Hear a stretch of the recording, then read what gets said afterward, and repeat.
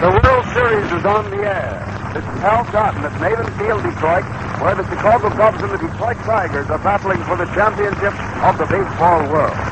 The play-by-play descriptions of all the World Series games are brought to you again this year with the compliments of the Ford Motor Company, Mr. Henry Ford, Mr. Edsel Ford, and your local Ford dealer. These sponsors will be amply repaid if you get enjoyment from these broadcasts. We're about to go into the sixth and a very vital game in this World Series. And sitting out here since early this morning, wandering through the stands, and then coming back to his typewriter, has been that commentator who has greeted you at the start of our broadcast each day during this series. And again, I take great pleasure in presenting Folks Carter. Hello, everyone. Bob Carter speaking. And here we are, back again at Maven Field, Detroit. With perhaps a little skinnier, the digestion just a little off, and a little too quieter, as it were. But the crowd is confident that the Tigers will bring to Detroit its first World Series ball championship since 1887. And that's a long, long time, ladies and gentlemen. A very long time. And Mickey Cochran is patting himself on the back for playing a hunch yesterday, using schoolboy roll and thus having Tommy Bridges in reserve to throw at the Cubs for the sixth game back in the Tigers' own lair. And why the Tigers feel confident can be put down to these reasons: that the team needs but one more victory to clinch that title. And victory often hangs on such slender threads as an error, a hit, or a smart piece of base running. And secondly, Tommy Bridges has 60 teammates to victory in this playing field already in this series. Charlie Grimlow is hard put to find pitchers who can still stand up under the pace.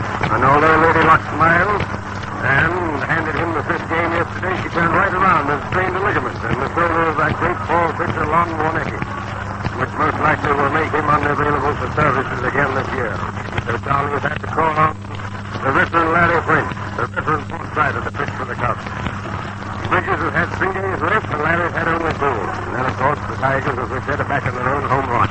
And the left field fence is short, even though it is guarded by a 30-foot wire fence, too. On the other hand, the Cubs go into the sixth game with the realization that the $100,000 beauty, Chuck Stein, benched during that 21-game drive which netted the Cubs the pennant of the Senior League because he wasn't hitting, is out now of his slump, and he's strapping the horse side with all his old-time vigor. Because when Stein hit, he hit. On the homer he snared Saturday went way up in the right field bleacher seats at Chicago, well nigh a 400-foot hit. And for 7 straight years, he never was once under 300. And this bit of psychology may make the Cubs tough customers for the Detroit wrecking crew today. But by 11 a.m., the enthusiasm of the crowd here was tremendous. And even the bleacher stand staged a little impromptu contest, egged on by the band and its cheerleader as a prelude to the ball game. What you'll hear now over the loudspeaker system of the ballpark is the line-out being given for all the crowd around, but you'll have it in just a minute, and Hal Cotton, so we'll continue right on. The left field bleacherites, of course, would let go a series of highly technical cheers, whereupon the right field bleacherites filled the air with derisive boos. Well, paying no favorites, the band would step around the right field and conduct the bleacherites there through the same cheering exercises, whereupon the left field spectators yelled, catcalled, and booed in counter-derision. And this kept up for better than 45 minutes, and really it was very funny. 2 straight solid banks of humanity, each trying to out-cheer and out-boo the other. And the running fire of shouted banter between the 2 stands continued the whole morning. The willingness to cheer almost anything indicates perhaps the intense feeling that runs through this automobile town. And to them, the return of prosperity in general is indelibly tied up with the coming of Mickey Cochran to the town as manager of the Tigers and their sudden subsequent surge to the top flights of baseball. And in his first 2 years as manager, Cochran has had 2 pennant winners, which is some feat in itself. And during those same 2 years, the payrolls of the city began to increase again. Pay envelopes grew fatter. The ranks of the unemployed thinned out, and the factory wheels hummed a happier and more cheerful tune. So Detroit came to look on its Tigers as a sort of prosperity personified. And hence the noisy affection for everything these players do, the excitement and the hysteria. And if the Tigers, who, by the way, got that nickname back in 1898, when the team of those days appeared on the field with orange and black striped stockings, if the Tigers take today's game, this town will certainly call to go as cuckoo as it did on Armistice Night. And those who remember that agree that that was one quite big blowout. But incidentally, thereby hangs a little interesting tale. At these games this year, there's probably no more interesting figure than the 72-year-old veteran of baseball, Bob Allen, who owns the Knoxville franchise of the Southern League, but who managed the Tigers way back in 1897. Barber was to sold Charlie Grimm, the Cubs manager of the Pittsburgh, for $4,500. And the Pirates traded this then youngster, Frank, or rather this young youngster, Grimm, to the Cubs. But once, Bob Allen and John Navin, above little Frank, and the owner of the present field, could have bought the Detroit franchise years ago for $12,500. But they actually turned it down. And now they took it and lost money. And that was before Detroit was the automobile center of the nation. And now you just got to listen to the roars from 45,000 folks below us to realize how time changed as the years slipped by. There used to be a planing mill in right field, where now it's beautiful green grass billiard-like in its smooth surface. And before that, the place had been a brickyard. And Bob Allen tells me every so often in later years, bricks used to work up through the surface of the ground. And the umpires were then called time while the players went digging and picked them out and tossed them off the field. Such is the plebeian yet warm history of Navin Field, too. And by the way, the medal and the winners will cut between themselves has grown another day's growth. If Detroit wins, each man will walk home tonight with $6,831 as his share of the series cash receipt. And if the Cubs suddenly accomplish the seeming impossible and tie up the series and maybe win tomorrow, they'll each get $6,574. The difference in the amount being accounted for the fact that the Tigers cut their melon 25.5 times and the Cubs 26.5. But, of course, losers, if they beat Tigers, will get $4,554 as against $4,382 for the Cubs. And so that good old $2,000 bacon we spoke of yesterday, the rough difference between winners and losers, still dangles temptingly before the players. And at 11:45, quarter to 12, the Tiger team double out onto the field from their dugout opposite third base. And the huge crowd in the bleacher seats, a crowd that reminds one not of baseball but of football with its excitement and its color, stood up all night. There's one man and cheered fully a minute. It was a great welcome to the homecoming team. And I see there that the umpires are gathering around the plate, so the best thing for me to do is to turn the broadcast back to Hal Cotton, who's got the lineup for you. Take it away, Hal. Thank you, Bob. And we do have the lineups for today's ball game. So if you want to take them down, I know many of you people keep your scores. Here we go. There's a change in the Detroit lineup, so note it carefully. For the Tigers, Clifton, third baseman, is leading off. Clifton, third base. Cochran, catch. Gehringer, second base. Goslin, left field. Fox, right field.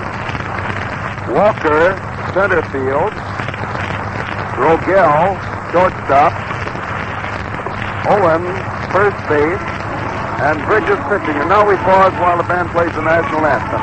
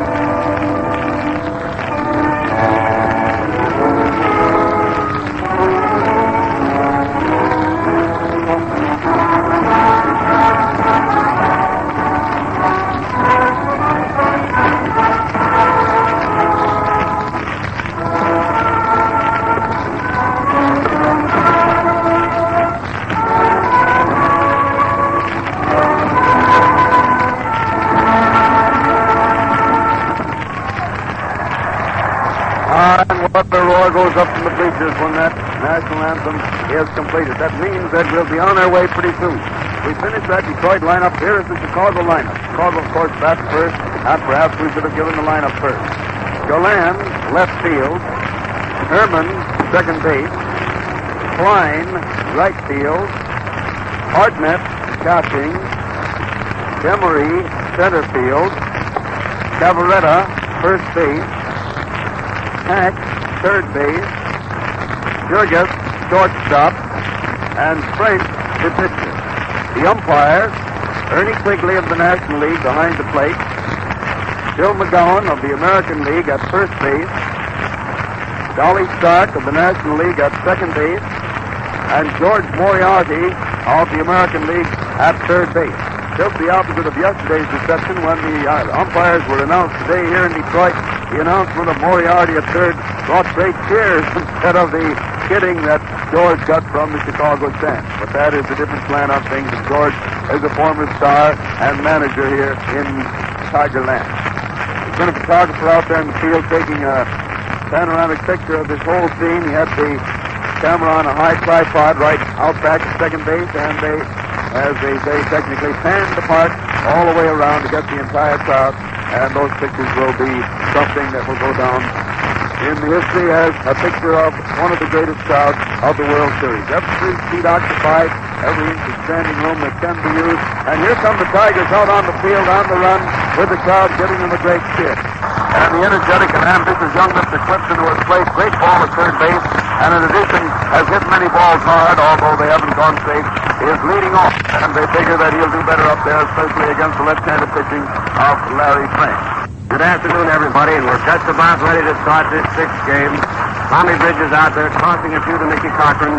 We'll have a leadoff man from Chicago Cubs, Augie Galland, standing there leaning on his bat just outside the left-hand batter's box. The weather today is the best we've had for all the games so far. The mild breeze blowing in from center field, not bad. The sun is out, and I believe we have the largest crowd here also. Those bleachers were filled up long, long ago. Tommy has taken the ball from Gehringer after Mike gave the long throw to second. Scraping the dirt off the rubber, he's out trying to win his second game of the series. And, of course, the Cubs want to carry this on until tomorrow if possible. The wind-up starts when the first pitch is over the heart of the plate for a called strike, bringing forth a lot of cheers from the local gentry. One strike is the count on Galland. Tommy starts his wind-up again. Here comes the pitch. Curves one inside for a ball. Augie dancing away from the plate, and the count is 1-1. Galland so far is hitting 150 for the series. The next pitch, Galland hits through the box. Bridges partly deflecting it. Rogel coming in front of second base to throw him out at first. A fast hard smash right back to the box. Bridges partly deflected it. Rogel came in fast on the grass, picked it up and threw to Owen for the out at first. Bridges and Rogel getting the pitch. Owen the put out. And here comes Billy Harmon, a right-hand batter, Cubs second baseman, carrying a batting average of .250 in the 5 games so far played. Bridges is ready, starts his wind-up, and the pitch is a little high and outside to the right-hand batter. Ball 1. 1 ball to count, 1 man out, nobody on. First inning of the 6th game. The arm goes up in the motion. It is a fast ball on the outside corner, letter high, for a called strike. And the count is 1-1. Herman stands deep in the batter's box with his right foot on the back line. He hits a slow curve, bounding it back to the pitcher's box. Bridges throwing him out at first for the second put out in the first inning. 2 men out, nobody on, and Chuck Klein, who entered the game as a pinch hitter the other day, then got in as a regular when Freddie Lindstrom injured his finger, and powered one yesterday into the bleachers for a home run, and is carrying a nice batting average of .375. Left-hand hitter and a hard slugger. The first pitch from Tom is a little high and outside for a ball. 2 men out, nobody on, first inning, and the count 1 ball on the batter, Chuck Klein, playing right field for the Cubs. Tom's arm goes up for the next pitch. A high pop foul over near the visitor's dugout. That's down around first base way, and Owen smothers it for the third out. No runs. No hits. No error. 3 up and 3 away. Galland hit a hard smash back through the box. Bridges deflecting it to Rogel, who tossed the runner out at first. Herman bounded a slow one to Bridges, who threw to Owen for the put out. And Klein fouled to Owen in front of the Cubs dugout. So they go into the Tiger half of the first inning of this 6th game. And Cleve Clifton, who has had no hits so far in the games he's been in, but has been playing a bang-up game on defense at third base and making his first appearance, almost his first appearance as a regular. He's been in a few games this year, but very few. The kid has showed plenty of what it takes. Umpire Ernie Quigley dusting off the plate a bit, although it appears rather immaculate from up here. Boys haven't gotten a chance to slide into there and get run all over it. Larry French, big left-hander, who was charged with the defeat the other day as a relief pitcher. In Chicago is the Cubs pitcher, and the first pitch is over the outside corner to a called strike.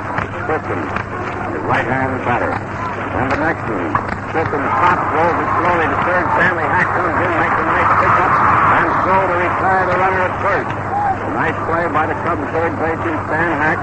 He had to take the ball over near the foul line in front of third base. It was a slow roller, and he did not dare lose any time, nor straighten up to make the throw, which was perfect into Phil Cavaretta's hand. One out, nobody on, and Mickey Cochran is up. Batting 2-11. Left hand hitter in the first pitch is low, ball one.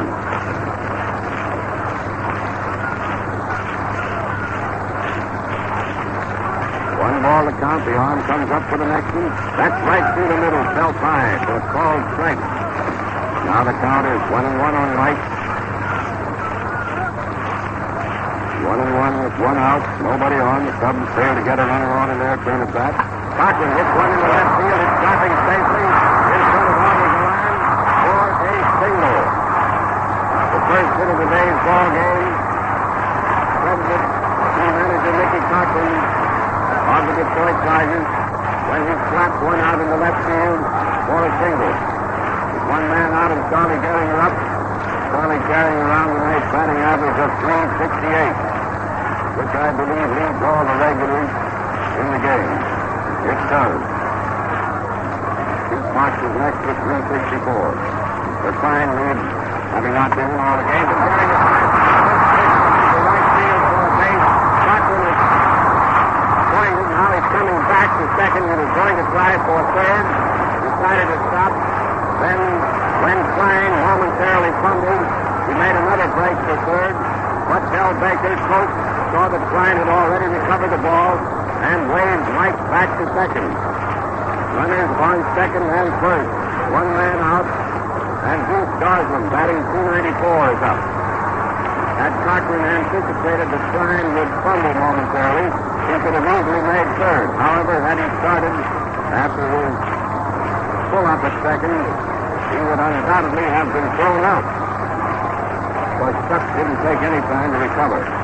The first pitch to Booth, a fastball over the outside corner for a called strike.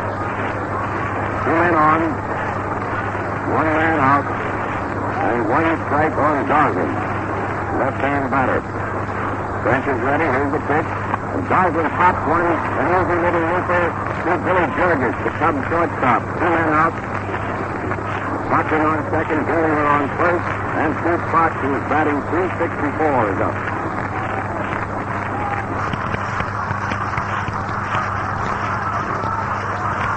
Frank looks over at first base, gets the sign and compartment, turns around toward second. He's ready. Fox fouled one in the dirt. There's a handle ball right in close to his thumb. The curve breaking into him. Coming from a left-hander, and Fox being a right-hand batter. Broke right in on Pete's thumb. One strike. Two out, two on. And French is ready. The next pitch, Fox hit down third base, just over the bag. Out into foul territory, and sending Gehringer to third. A two-base hit for Fox. The official scorer has ruled.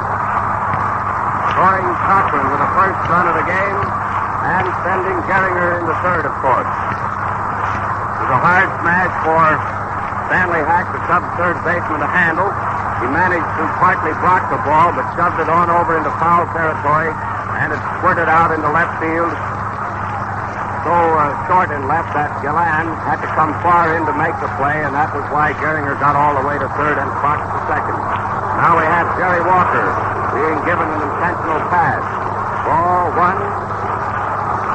Ball two. Ball three. Ball four. G. Walker received an intentional pass to fill the bases with two men out and bring up Bill Rogel, who is hitting .250. Walker has been used as a pinch hitter twice and has failed to hit. The strategy of this, of course, is to create a play at any base. With two men down. Here's the first pitch to Rogel. He taps it, rolling it slowly in front of the plate.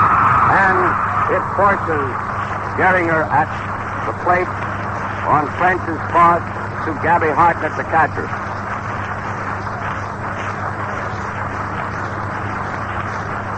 One run.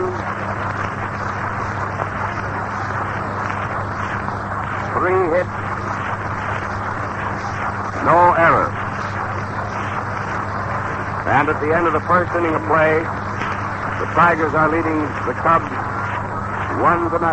Come on in, Hal Cotton, and review that inning. Well, that inning made it look as though Tommy Bridges is starting off just where he left off the other day. And that is a very efficient young workman. In the first inning, one ball was hit hard. That was a smash by Deland. But Tommy floated up with his gloved hand enough so that Rogel could get over and get it in front of second base and throw him out. Herman then bounced easily to the pitcher, and Klein hit a high foul, which was easy for Owen at first. However, the Tigers changed the tune. After Clifton grounded out, Cochran dropped to Texas Leaguer and left for a single. Geringer pushed one through the infield into right field for another single, Cochran stopping at second. Then Goslin popped out, but Fox got up to his old trick of hitting doubles and hit one down just inside the left field line with Tack merely tagged. It scored Cochran and put runners on second and third. Walker was purposely passed, and the strategy worked when Rogel tapped weakly to the pitcher, and the third man was forced at the plate. Now here we go in the second inning. Tigers leading 1-0. Take it, Ty. And Gabby Hartnett is up. Bridges' first pitch, a curveball, breaking over the outside corner for a called strike. Gabby bats him right-handed and keeps his right foot almost out of the batter's box, standing very deep, the back line. The next pitch curved away from Gabby for a ball, and the count is 1-1. Hartnett leading off in the second for the Cubs. Bridges starts his windup. Here's the pitch. Gabby swinging and missing. A swinging strike, and the count is 2 strikes and 1 ball. Bridges was plenty fast with that pitch. Gabby has stepped out of the batter's box, resting up a little bit after that swing. He sure took off on that one.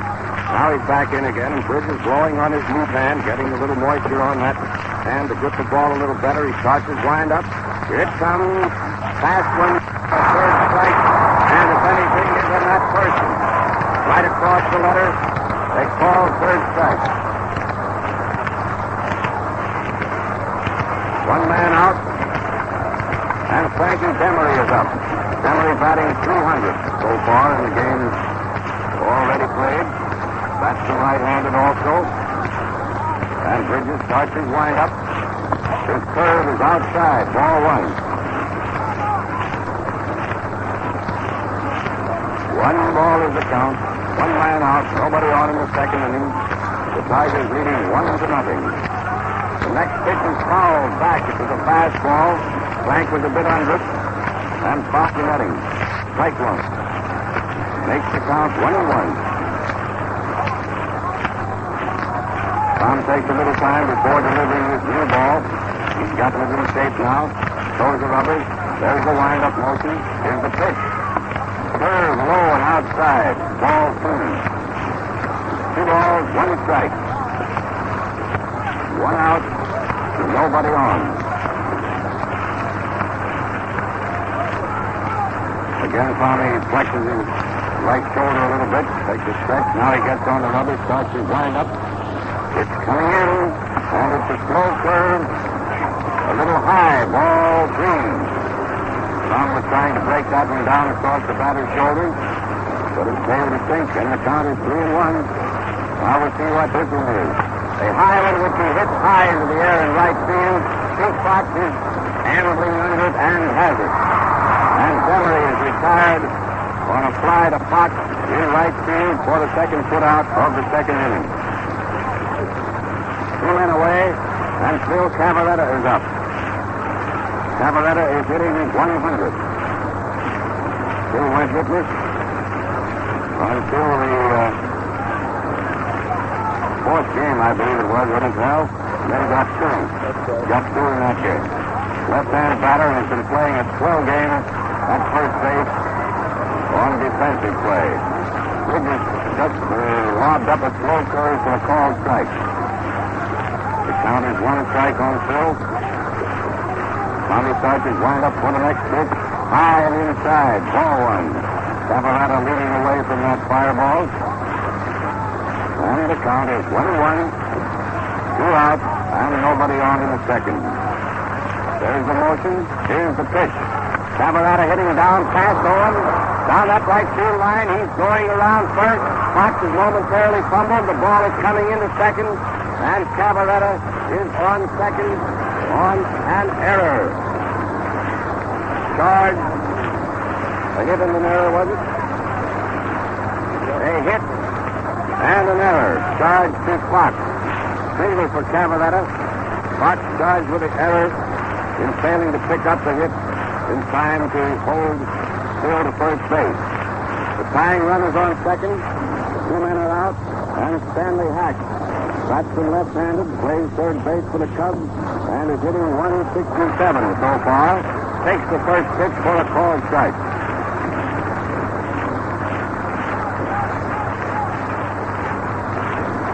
One strike on Hack. Tommy's ready. Here's the pitch. Hack grounding the throw into Gehringer at second. Charlie has it. The throw is in Owen's hand. And Hack is retired at first. Gehringer to Owen. Second to first. Leaving Cavaretta stranded on second. No run. 1 hit. And 1 error. Bartlett first up fan. Generally flied to Fox and right. Cavaretta singled past Owen and took an extra base when Fox fumbled a hit.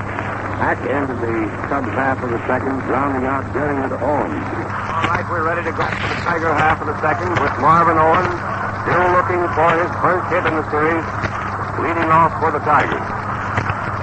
Marvin's been tightened up and lunged, and we'll see if he comes out of it today. The first pitch, a call strike right through the middle. Bell-type pitch that looks to be a Bindi from here. Letter high for the second called strike. He has Owen in a hole, 2-0. 2-0. And here's the next pitch, way outside for a ball. Thinking Marv might go for that bad one. He can afford to waste a couple yet.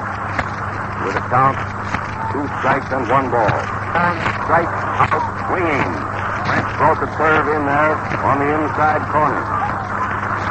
This brings up Tommy Bridges, who is hitting .250.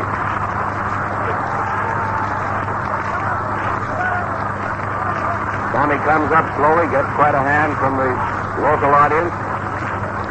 Tom is a great favorite here in Detroit, and pretty well liked, I believe, all around the circuit.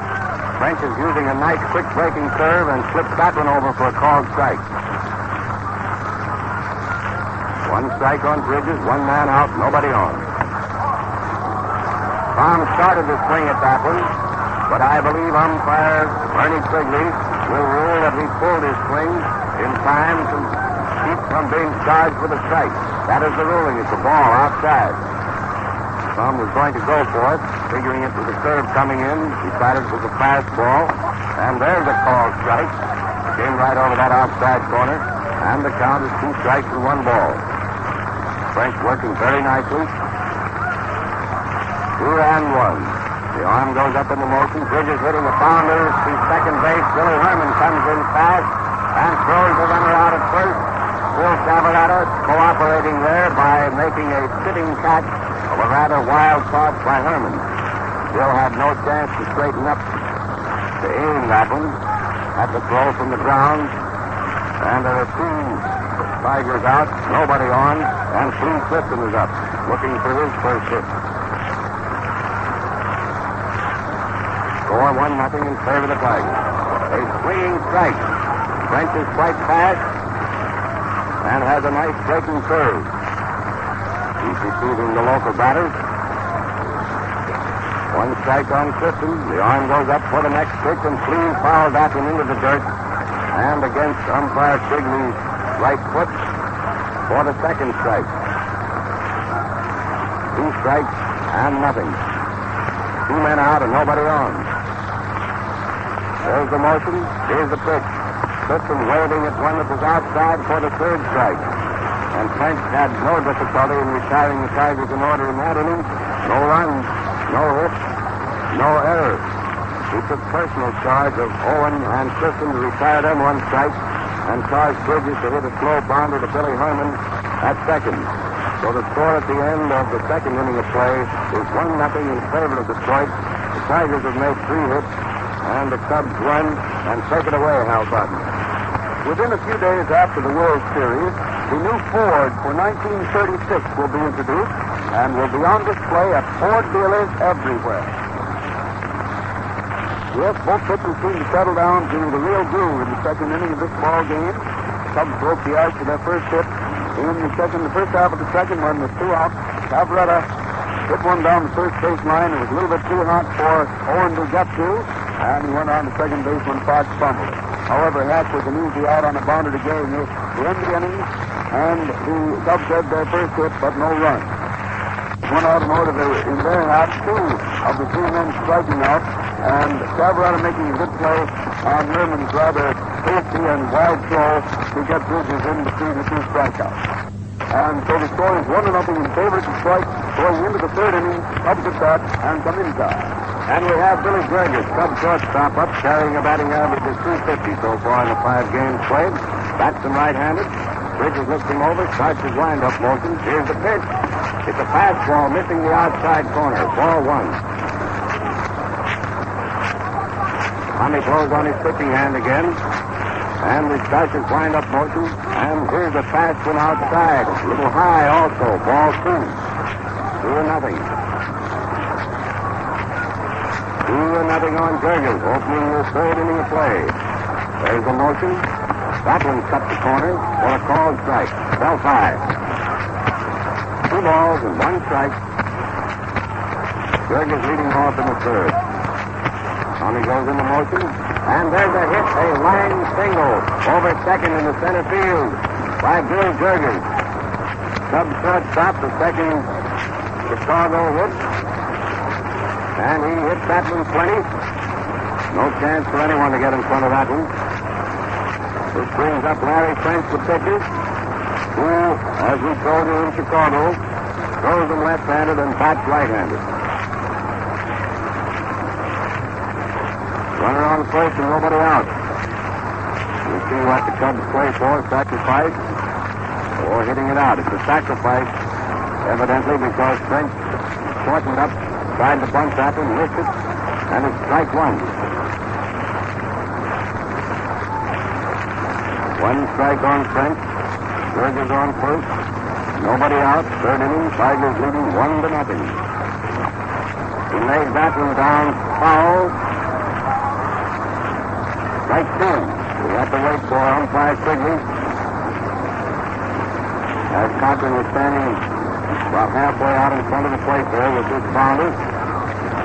Although it looked to me that it was in foul territory, that's as the play was called. That's 2 strikes on Larry French. 2-0. Nobody out. Burgess on first. Bridges is ready. And French puts one, looks at it outside. Ball 1. We'll see whether he goes through with the third bunt or swings for the next one. Count is 2 strikes and nothing. 2 strikes and 1 ball, rather. He swings and fouls it into the dirt. And the count is unchanged. 2-1.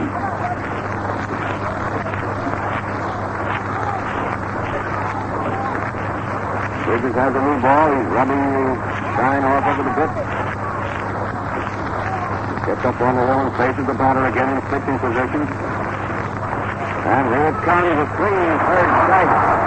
Bridges getting him on a high fastball. 1 man out. And Augie Gillan is up. Augie's the boy that hit the hard ball through the box first time at bat, which Bridges partly deflected to Rogel for an out at first. That Tom been unable to touch it, the ball would have gone through for a base hit. Augie bats him left-handed, puts the first pitch, a called strike over that outside corner. 1 man down, 1 man on. Burgess taking a bit of a lead. There's a toss to first, keeping from getting too far away from the initial sack. Tom receives the ball from Owen again. Gets up on the hill, looking him over. He's ready to pitch. Here it comes. A fast one outside. Ball 1. That makes the count 1-1. One out, one on. A lot of aces. Tom is ready. Here's the pitch. It's high and inside. For the second ball. A fastball. 2 balls, 1 strike. 2-1. Bridges throws the rubber. Here comes the pitch, and it's high and inside for the third ball. Now he's in a bit of a hole behind the batter with a count 3-1. Runner on first and nobody out. Cochran has come up out of the start. Here it comes. It's a called strike, a fastball right through the middle. And the count is 3-2. Augie playing the string out. 3-2. Tommy gave him his Sunday pitch that time. A plenty fastball. Breaking for second, Jurgens goes on the pitch as Gillan grounds to Gehringer, rolled over Charlie's hand, out into short right field, and has scored a base hit, sending Jurgens to third. A base hit for Gillan. Then third. Ball was hit well up toward first base. Gehringer managed to get his gloved hand in front of it. Could not stop it, and it scored as a hit. Runners on third and first. 1 out.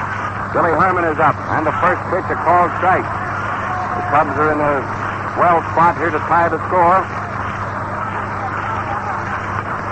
If Herman can get one safely, or even a long fly. Ball inside. And the count is 1-1. Herman bats them right-handed. Tiger infield playing back, paying no attention to the runner on third. Playing back for a possible double play. With 1 man out and third and first occupied. The count is 1-1 on Herman. Bridges is ready. Looks around. Here's the pitch. Herman lined a hit over Gehringer's head into right. Here comes Jurgens home with a tying run. And Gillan is out at third. On a 12 throw from Pete Spot to 350. A single by Billy Herman, driving Jurgens home with a tying run. Gillan out at third. Spot to Clifton.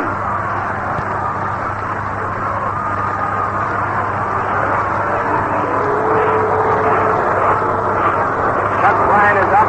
2 men out. And we start a new ball game, boys and girls. All tied here, all square in the third inning. 3 hits have accounted for 1 run.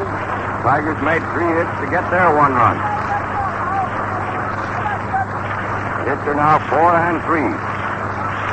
And the first pitch to Klein is a line drive over Fox's head. He's going back to the scoreboard. Makes the catch just before crashing into the scoreboard in deep right field. Klein was really against that one. Had he been able to lift it a little more, but it was a line drive to Fox in deep right field. Fox taking it while up on his toes just before crashing into the scoreboard.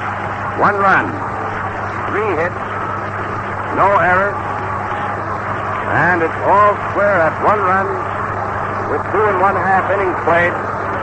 Tigers coming to bat in the third. Jurgens opened the inning with a single. French, after trying to sacrifice unsuccessfully, struck out swinging. Gillan singled past Gehringer, sending Jurgens to third. Herman lined a single over Gehringer's head into right, scoring Jurgens with a tying run, but Gillan was thrown out trying to take third on Fox's good toss to Clifton. Klein ended the inning, lining to Fox on the first pitch. Mickey Cochran is first up for the Tigers in the third, and the first pitch is a called strike on Mike as French sent one over belt high through the middle. And the next one, Cochran fouled into the stands for the second strike. Souvenir ball. Count is 2-0 on Mike. There's a windup. And it's low over the plate, but low. Ball 1. 2 strikes and 1 ball. The tied score of 1-1. 3rd inning. There's the motion. Here's the pitch. Curve outside. Ball 2. 2 balls and 2 strikes. French gets the sign from Hartnett. Ready to go now. There's the wind-up motion. Coming in. High and inside, dusting Mike off. He dropped to the ground to keep from being hit on the beard with that one. And the count is now 3-2. There's the wind-up motion. Here's the pitch. Cochran driving a foul out left field way. Gallan is going for it. So is Hack and Jurgis, but the ball drops to the ground and bounds into a field box. And the count just 3-2. New ball coming into play. Tossed out by umpire Quigley to Hartnett, who in turn tossed it out to Phil Cavaletta, who was handed it to Billy Herman. Now handing it to Larry French, while the Augie Gallan, the left fielder, Phil Jurgis, the shortstop, and Stanley Hack, third baseman, finally get back to their positions after their long cross-country run. French is ready. Here's the pitch. Cochran grounding to Cavaletta at first, who tosses to French for the put-out. 1 out.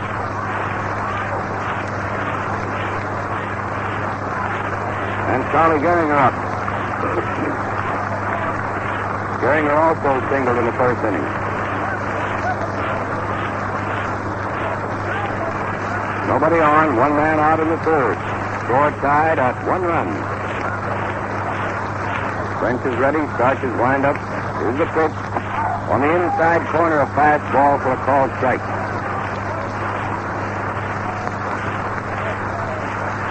Larry gets the sign, doesn't waste much time, starts his pump handle motion, and it's a called strike also.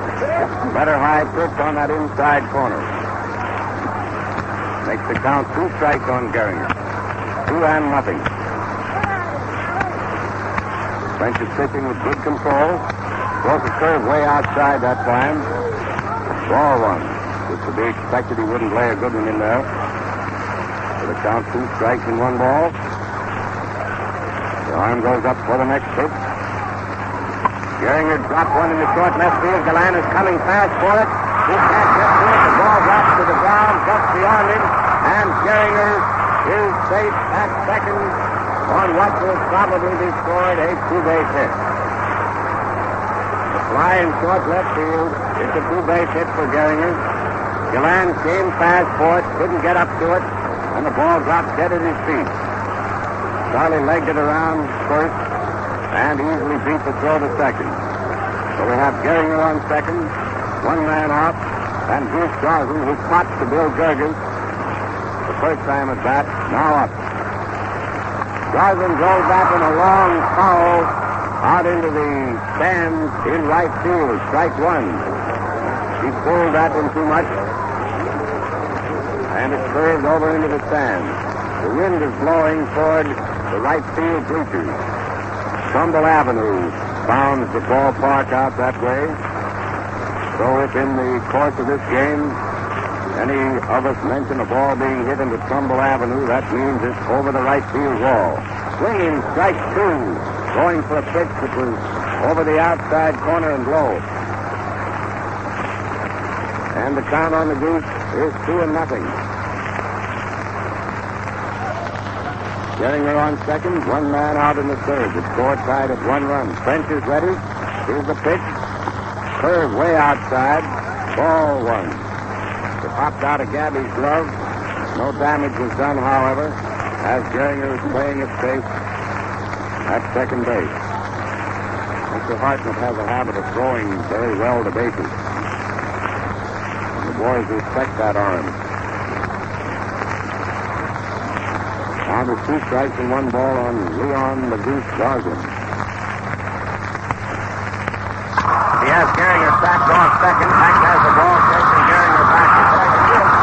Gehringer got back safely, and Gosling is on his way to first. And is out. Gehringer returned to second safely. Gosling had already gone down to second and hustled back to first but was thrown out with Phil Cavalera to Hack to Cavaretta. Hack chased Charlie clear back to second without tossing the ball to anyone else. And when they found two men at one base, Geringer is the one entitled to it. Gosling had to break back for first, and French chased him a little more, then finally tossed to Cavaretta for the putout. Two men out. Geringer on second. Pete Fox, who drove in the first run, is the batter. And the first pitch is high and outside. Ball one.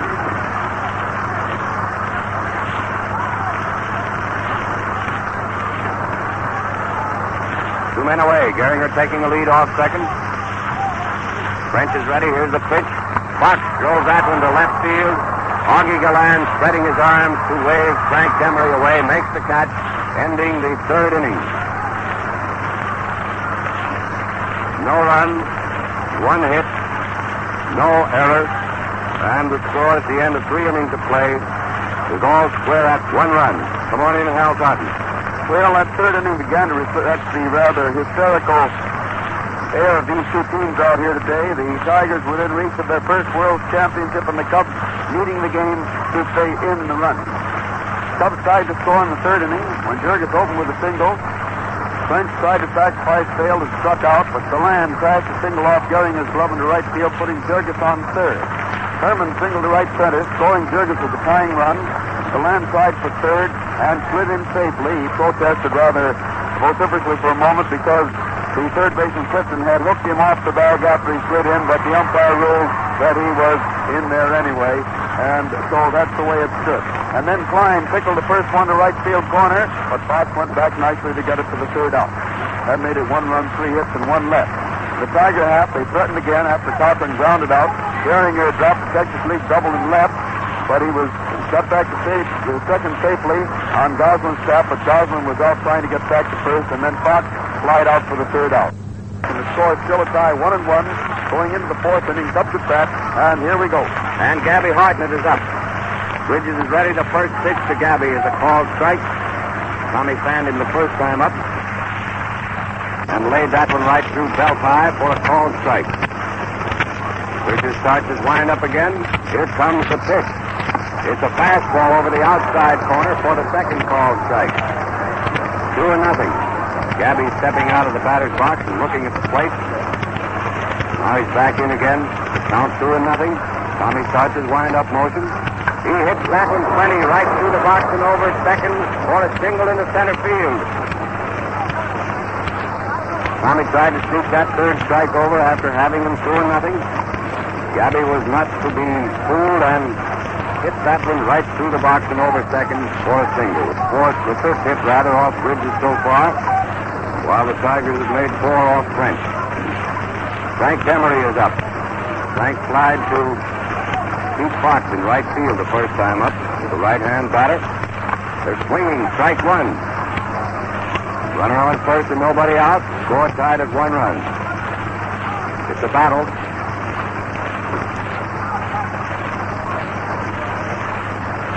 Tommy rubs the shine off a new ball. Gets up on the hill again. Brushes the dust away from the pitching rubbers. Looks around to see that Hartnett isn't too far off the bag. He's ready to pitch. A little low. Ball 1. And the count is 1-1.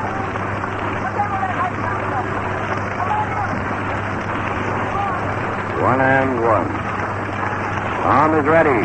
A slow bounder foul along third baseline for the second strike, making the count 2 strikes and 1 ball.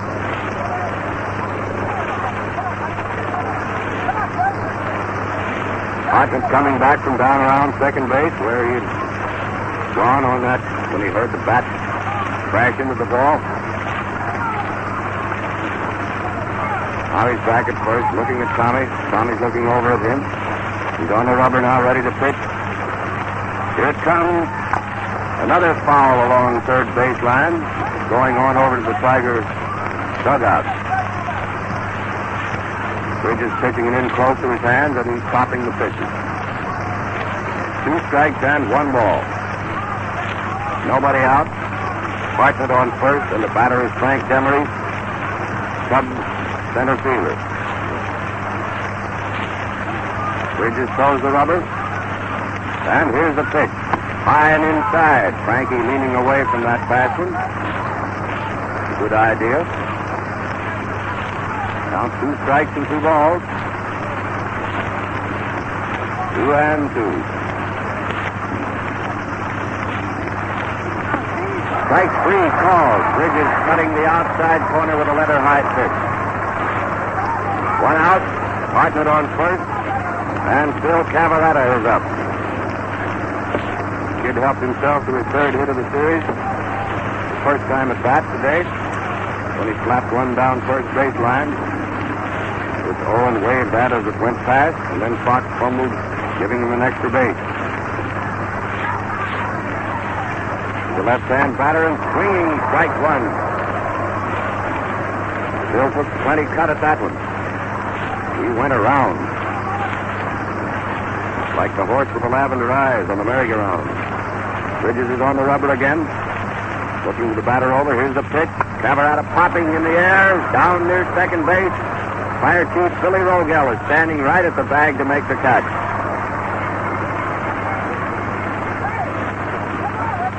Two men out, and Stanley Hack is up. Hack grounded to Gehringer to end the 2nd inning.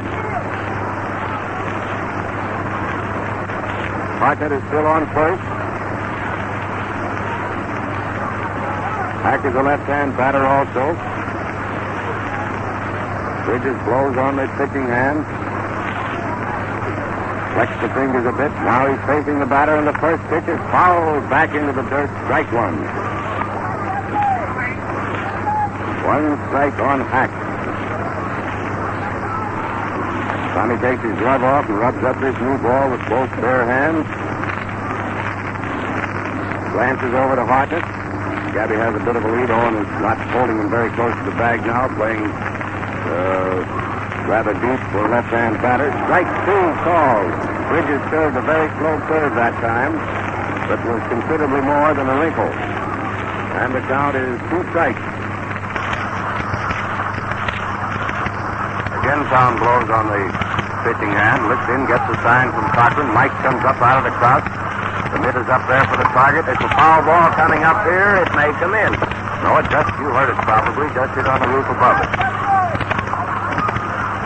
So the count remains 2 strikes and nothing. And Bridges has to go to work with another new ball.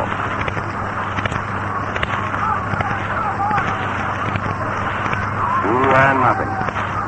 2 men out. Hartnett on first. Bridges throws the rubber. He's in pitching position. They smash on the ground to Gehringer, right at him, and the throw is on its way. Hack is retired at first. Gehringer to Owen, second to first. No run. 1 hit. No error. Hartnett opened the inning with a clean single to center field and languished on first while Demery struck out. Cavaretta popped to Rogel, and Hack grounded to Gehringer. Score remains tied at 1 run with 3 1/2 innings played, and the Tigers come to bat in the 4th with G. Walker, Billy Rogel, and Marvin Owen, the first 3 hitters. But before they get up there, we pause for station identification. WMAQ, the Chicago Daily News Station.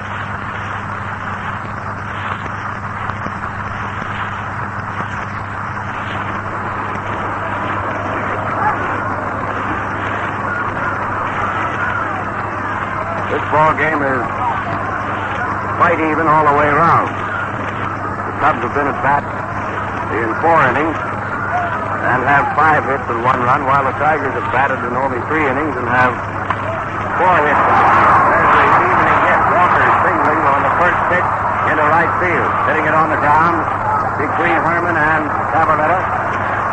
That evens the hit. He received an intentional pass the first time at bat. Rogel is up. Bill ended the first inning by forcing Gehringer at the plate with 3 men on and 2 men out.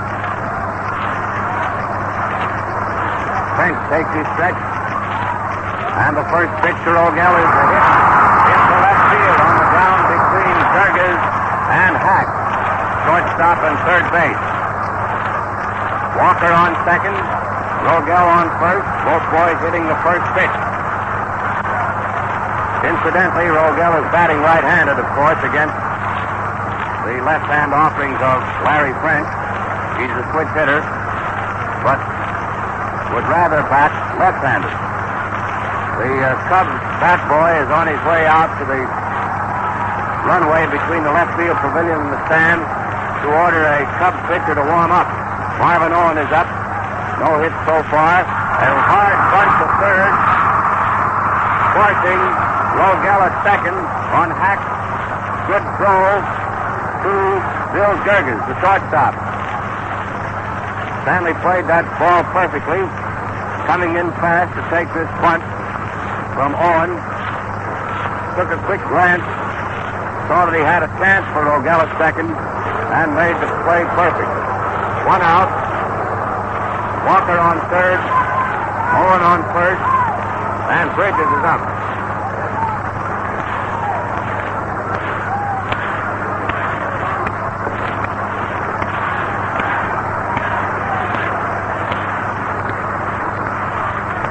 Tommy is up there. He grounded to second base the first time at bat. Slow roller. Swinging strike on a low breaking curve on the inside corner. French had plenty on that.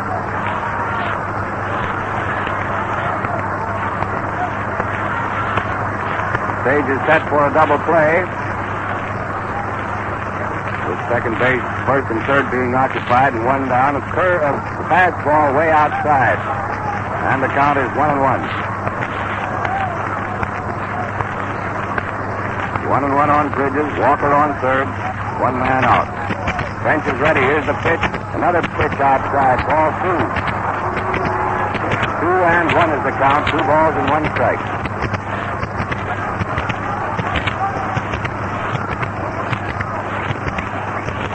French gets the sign from Hartnett. Straightens up. Takes his stretch. He's ready to go. Here's the pitch. Bridges hit one on the ground.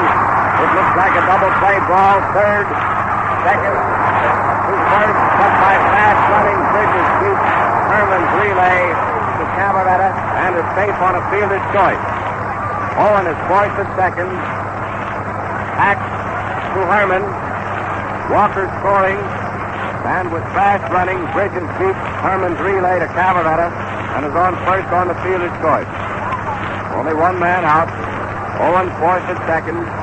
Third to second. Hack to Herman.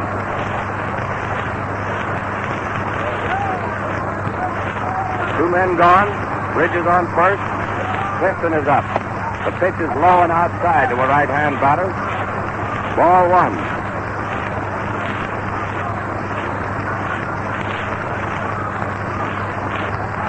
French is ready.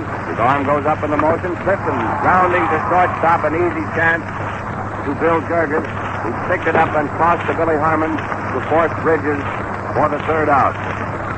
Side retired on fourth out. 1 run. 2 hits. No errors. The Tigers are leading at the end of the fourth, 2-1. Come on in, Hal Cotton. This broadcast of the World Series comes to you with the compliments of the Ford Motor Company and the Ford Dealers of America. Well, the fourth inning saw the Cubs make a rather futile gesture with Hartnett opening with a single, and he was still on first base when the next 3 men were out. In the Detroit half, however, the Tigers again went into the lead by 1 run.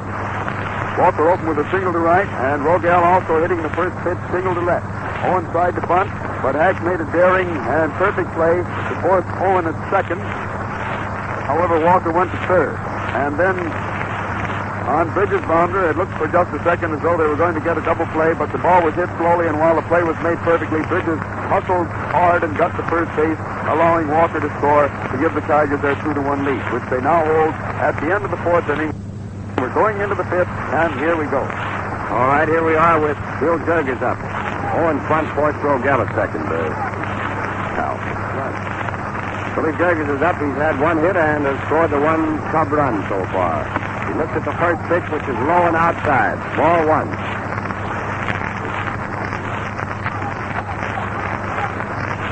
One ball is the count. Berg is the batter, leading off in the fifth inning. He hits that one plenty high into right field. Fox is waiting for it out there, shielding his eyes from the sun with his glove. He has it. One out. And French is up. Larry fanned the first time at bat after trying twice unsuccessfully to punt to advance Jurgens around. One man gone. Larry is trying both ends of the bat on the plate to see the solid wood he's got up there. Bridges starts his windup, and the first pitch is a curved ball over that outside corner for a called strike. Ball came up there and then shot right over the corner. Tom goes into motion again, coming in. Fastball outside, ball one, and the count is 1-1. One out, nobody on. There's the wind-up motion. Here's the pitch. And it looks like a hit. It is a hit out into right field on the ground between Gehringer and Owen. For a single for Larry French. The sixth sub hit. And that makes the hits all even again. 6 apiece. It's quite a ball game, boys and girls. Don't think it isn't. Runner on first. One man out. And Augie Galland with one hit and 2 times at bat is up. Gibson from the left side, and the pitch is low and inside to a left-hand batter. Ball one. Tommy nods his head. He's satisfied with what Mike is calling for him to pitch. And here it is. It's a fast inside ball. Ball two. Galland dropping to the dirt. To keep from taking one in the ribs. The count is 2-0. There's the stretch, pitching from the shoulder with a runner on base. Strike called. He got the inside corner with a knee-high pitch that time, although Augie does not believe the pitch was where umpire Quigley saw it. And, of course, he's giving the umpire a bit of an argument while the crowd does a little blasting, which the crowd is entitled to after paying the admission charge always. Foul strike back against the netting. Took a real cut at that one, and the count is 2-2. Umpire Quigley dusts off the plate, and it is spotless. 2-2. One man out. French on first, and Frenchy Galland is the batter. Bridges is ready. Here's the pitch.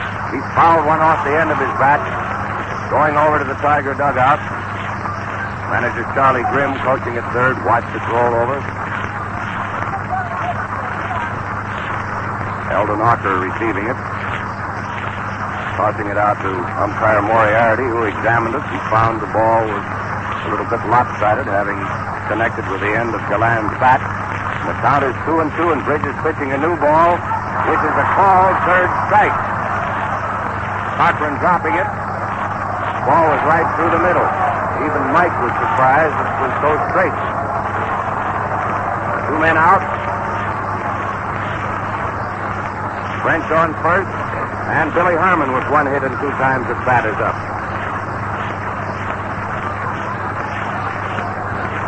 Bill is a right-hand batter and stays far away from the plate and deep in the batter's box to hit after the curve break. That one was not a curve, but a high, hard one inside. Ball one.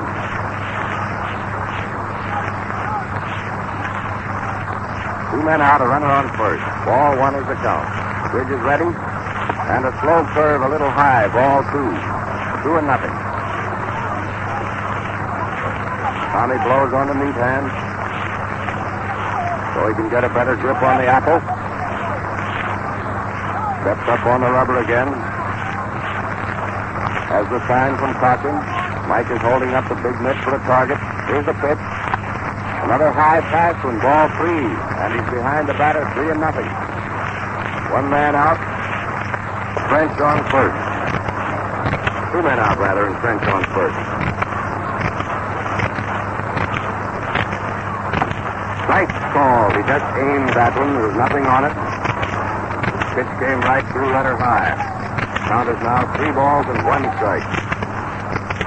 And Bridges is ready to deliver the next pitch.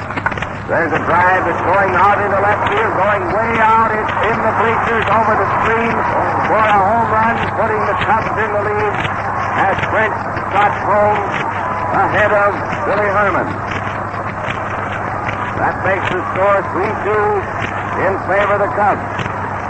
He leaned against that fastball with a count 3-1, and it was a line drive over the screen, which is 20 feet high, in front of the bleachers in left field. Foot of the bleachers, 300 feet from the plate. The ball was well tagged, my friend, well tagged. Bases are empty now. Line is up. The score, 3-2 in favor of the Cubs. And the first pitch, a called strike on Tuck. Tuck fouled the next one, a slow curve over along first base line. One of the officers in blue got that one. The count is 2-0. 2-0, 2 down and none on.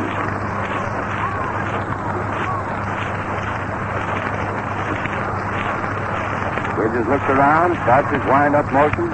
Here's a pitch. Klein fouled another one over the same way. Enthusiastic box holders reaching out for that one. They should not do that. Count is 2 strikes, 2-0. Tommy starts his wind-up. Here it is. Ball hit in the dirt in front of the plate. 2 strikes and 1 ball.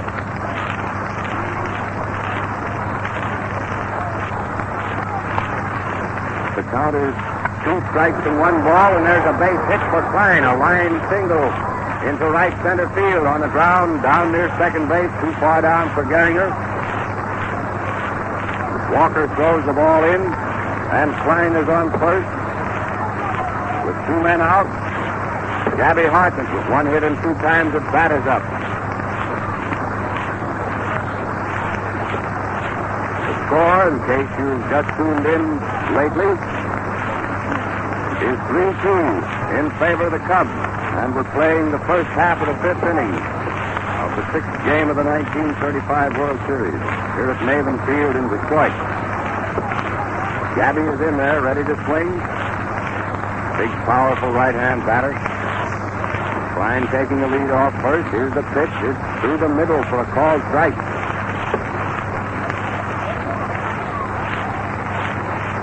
One strike on Hartnett.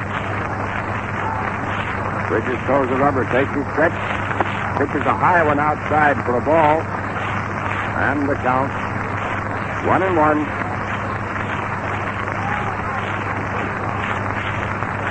One and one. Ball 2.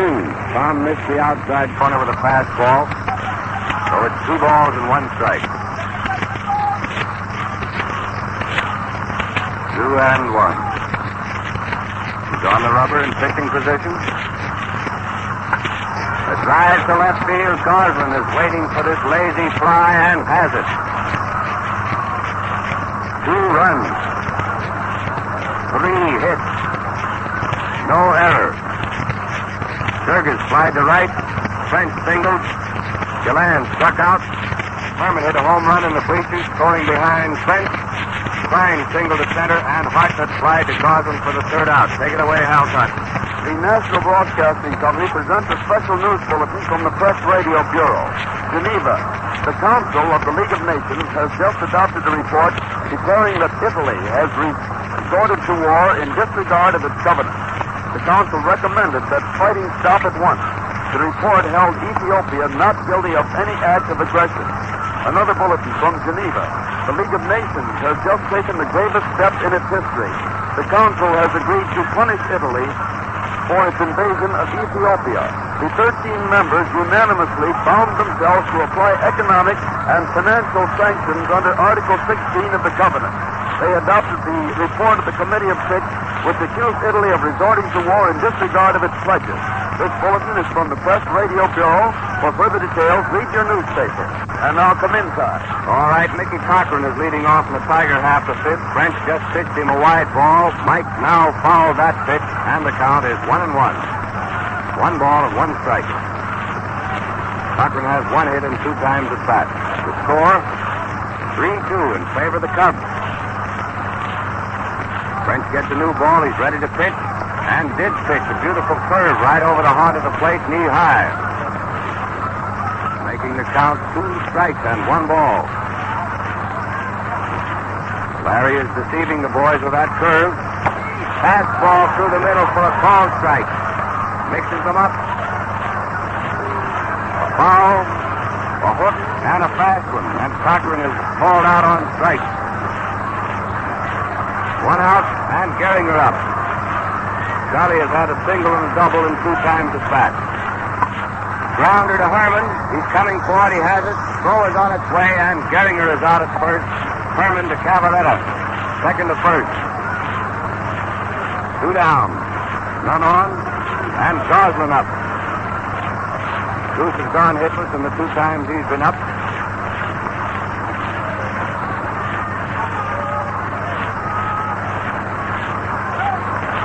French is ready. Starts his wind-up motion. And the first pitch is a slow curve, just breaking outside. Ball 1.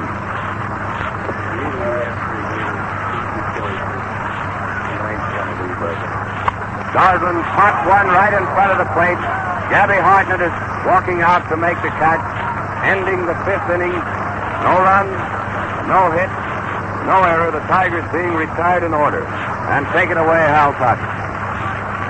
Well, at the end of the 5th inning, we find the Chicago Cubs ahead for the first time in the ball game, and French with a 1-run lead to work on. In the first half of the 5th, Jurgis opened with a long fly to right, and then French pushed one past Gehringer into right field for a single. Galan watched the third strike close pass, but Billy Herman, ordered one pretty well up into the left field bleachers for a home run, scoring French ahead of him. Klein then followed with a line single to right center, but he was still on first when Hartnett flied out on a high one to Goslin. Made 2 runs, 3 hits, and 1 man left on base in the 5th inning. The last half of the 5th, Cochran was called out on strikes for Detroit. Gehringer rolled out to Billy Herman, and Goslin popped to Gabby Hartnett in front of the plate for the 3rd out, and it was no runs, no hits. The result is that the Cubs now lead the Tigers by a score of 3-2 at the end of the 5th inning. The Cubs have made 8 hits, and the Tigers have made 6 so far. And here we go into the 6th inning. Frankie Demery is up. Right-hand batter has had no hits and 2 times at bat, and the first pitch of Bridges is outside. Ball 1. 1 ball is the count.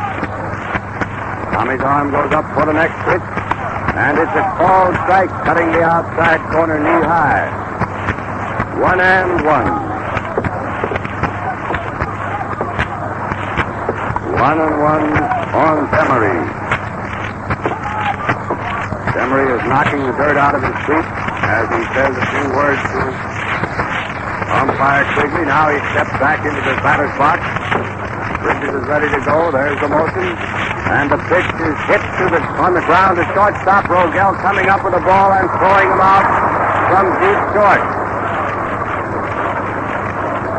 1 out. Nobody on. Cavaretta is up. 1 hit in 2 times at bat. The score 3-2 in favor of the Cubs. Opening of the 6th inning. There's a wind-up motion, and Phil looked at one that broke low inside for a ball. 1 ball is the count. Bridges punches his shoulders, takes a deep breath, starts his wind-up. Ball 2, another low breaking curve. 2-0.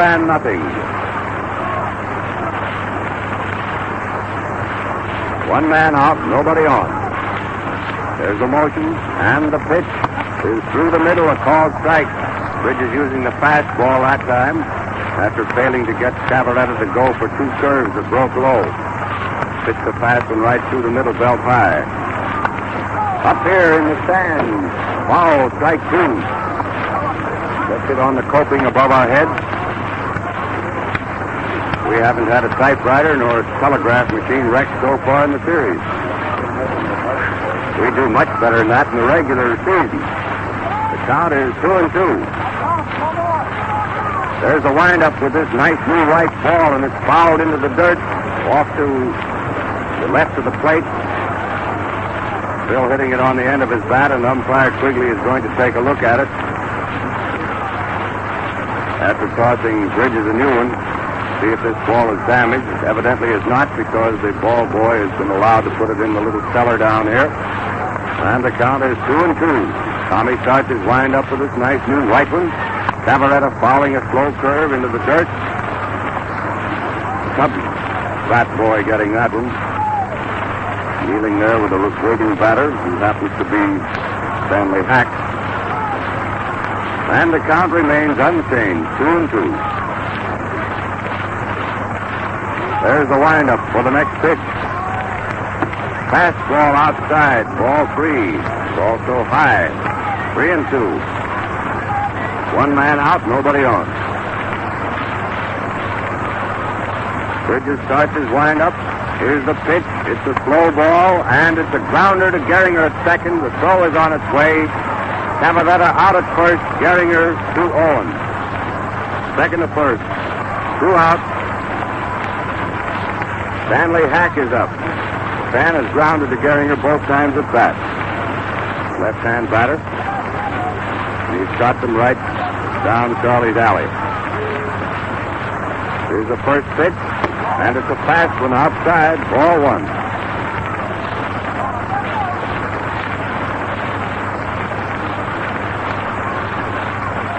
And the motion starts for the next one. Ball two, high and outside. 2-0. The score, 3-2 in favor of Chicago. The count, 2-0. The drive to right, it's going safely out there for extra bases. Bounding against the scoreboard on the first hop. Fox is throwing it in, and we have Hack reposing on second base, a two-base knock into deep right field. There was no chance in the world for Fox to get in front of that one. When it left here, we knew it was going for at least two or maybe three, depending entirely upon how the ball would rebound from the scoreboard.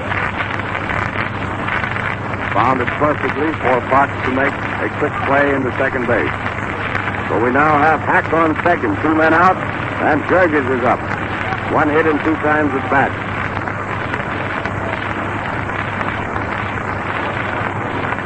Tommy throws the rubber. Bill hit one off the handle, a bounder over third base bag. Smithson taking it and tagging Hack as he was coming into third. Hack made a great duck to try to get away from him. Skidded out of the baseline, and umpire Morey is explaining his tactics there. But he did not need to tag him when he ran out of line. So it does not matter as far as the scoring is concerned, whether or not Smithson tagged him. He was the man nearest to him and gets the put out.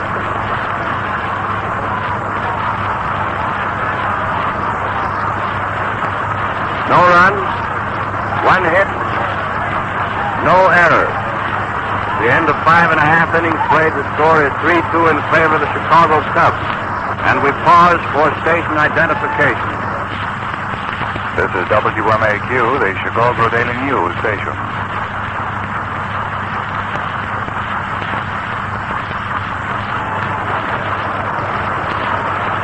Going into the Tiger half of the sixth, Pete Fox will be the first batter for Detroit, followed by G. Walker, with Bill Rogel coming up.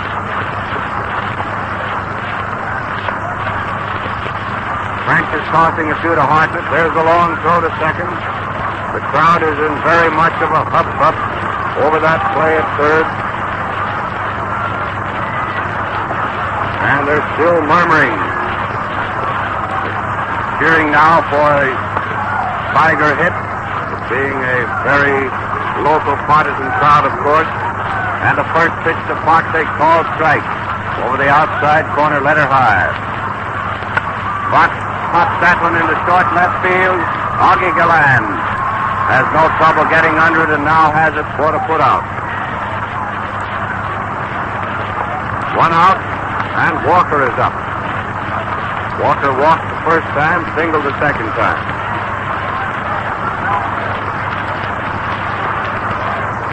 One man out, nobody on.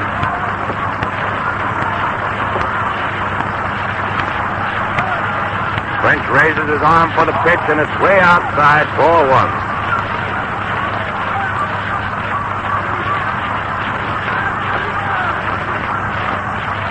Larry gets the sign from Hartnett. The arm goes up in the motion. Walker tops one, rolling it foul along third baseline. Strike one. The count is 1-1 on G. Known around these parts as the Mississippi Rebel. French gets ready to go. His arm is up in the motion. Walker pops. The fly to the center of the diamond. Bill Jurgis is waving everyone else away and comes in right beside the pitcher's rubber to make the catch. Jurgis, the Cubs shortstop. 2 out, none on. And Rogel is up.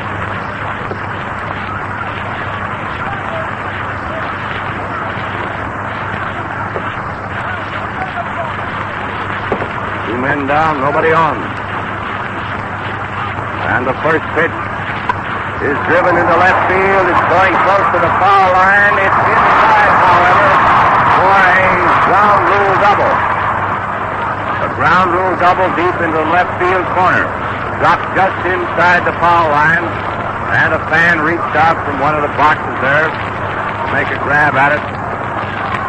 The ground rule double deep in the left field corner for Rogel. 2 men out, and Marvin Owen is up.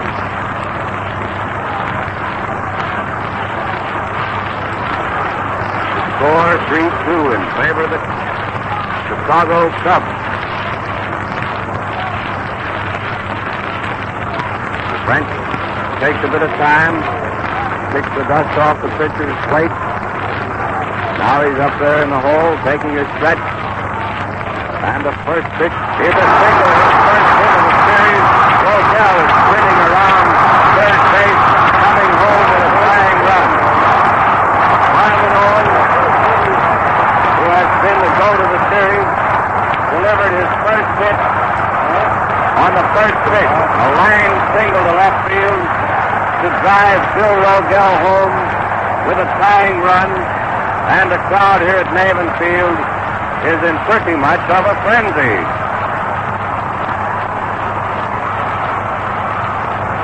Two men are out, and Bridges is the next batter.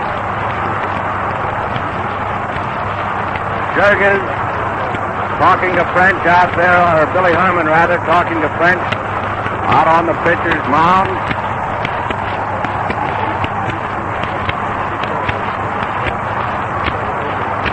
Now Herman has gone back to his position at second base. And the first pitch to Bridges is a swinging strike. Going for one across the letters. One strike on Bridges. The arm goes up for the next pitch. Curve outside, ball one. 1-1.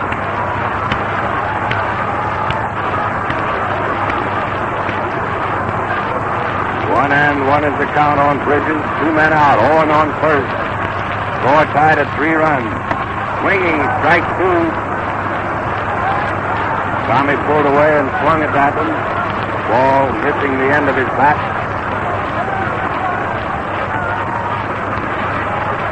Larry rubs the ball a bit. Takes his stretch. Owen takes a bit of a lead. Bridges struck out, swinging. A low curve breaking in close to his feet. 1 run. 2 hits. No error. And while it really resembles a cat and dog fight, it's a tiger and bear. It's quite an animal act. So take it away, Hal Totten. You're repeating this broadcast of the World Series with the compliments of the Ford Motor Company. Well, we're tied up again. What do you know about that? This series is one of the doggonest knockdown and drag-out affairs I've looked at for years. In the first half of the 6th, Rogel opened by making a great throw on Demery's slow bounder to get him at first base. After Cavaretta grounded out, Hack doubled to the right field corner, but was tagged out at third base on Jurgis' bounder down there to Clifton. There's some argument on that, you'll remember, but umpire Moriarty, with illustrations and gestures, showed that the runner was out for running out of line as well as being tagged out.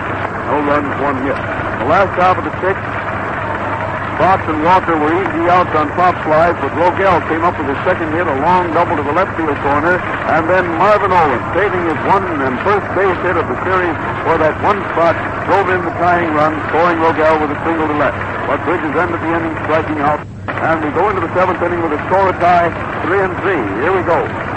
Larry French is first up for the Cubs. Had 1 hit and 2 times at bat. Green single to right field the last time up.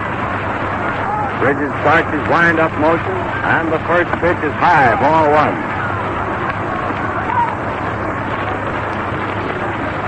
1 ball is the count. French is the batter. There's the motion for the next pitch. Way outside, ball 2. Bridges is quite wild on these first 2 pitches. Cochran said something to him. Tommy nodded his head yes. Blowing on his pitching hand. He's ready to go now. And Batson's in there. A called strike. Bell 5. The count 2 balls, 1 strike. The arm goes up for the next pitch. Swinging strike 2, and Larry certainly swung at that one right from the heel cleat. Count is 2-2. 2-2. There's the windup, and here's the pitch. Swinging strike 3, going for a slow ball that time. 1 out. Nobody on. And Augie Galan is up. 1 hit and 3 times at bat. Cubs have 1 more hit than the Tigers. A total of 9 as against 8. The score is tied at 3 runs, and the Tigers have made the only error. Really a ball game. First pitch is a called strike on Galan. Bridges laying it over the inside corner to a left-hand batter. And Tommy starts fast for the next windup. Slow ball bounding to first base. Owens taking it on the second hop, clamping on the track for the second put-out. 2 out, none on. And Herman, who has been doing quite well with the Willow, with a home run and a single and 3 times at bat, steps into the right-hand batter's box.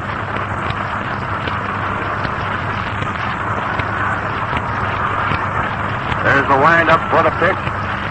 It's a hit for Herman, a single into left field, hitting it on the ground between Rogel and Clifton. 3 for 4 for young Will. That's pretty good hitting. Anytime. Chuck Klein is up. Chuck has had a single and 3 times at bat. 2 men are out, Herman on first, and the score square at 3 runs in the opening half of the 7th inning. Bridges takes his position on the rubber, pitches a strike to Klein, a called strike. Cochran coming out fast, figuring Herman might break for second on the pitch. Klein has stepped out of the batter's box. Now he's back in again. Time was called momentarily. Bridges towing the rubber, facing the batter. Klein dragged 1 to Owen. Owen scooping it up, stepping on first base to retire the runner unassisted. No run. 1 hit. no error. French first up, struck out. Gillan grounded to Owen at first.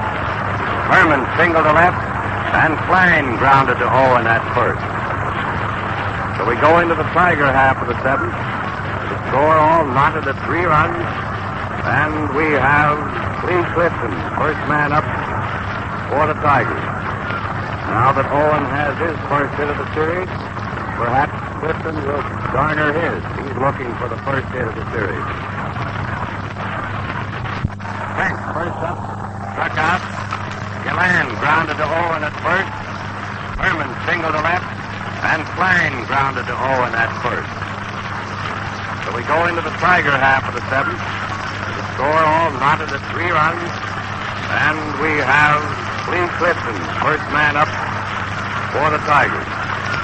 Now that Owen has his first hit of the series, perhaps Clifton will garner his. He's looking for the first hit of the series.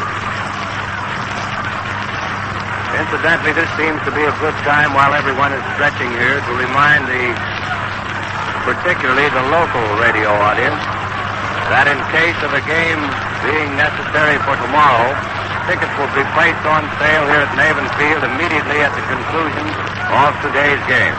Clifton is up, and the first pitch, a swinging strike.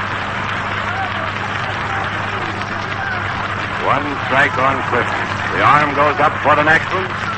Clifton grounded to shortstop, an easy chance for Bill Jurgis. He's out.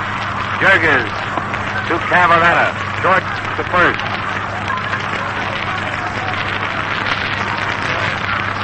One out in the seventh. Nobody on. And manager Cochran is up. 1 hit and 3 times at bat. Low, ball 1. That one just grazed the plate.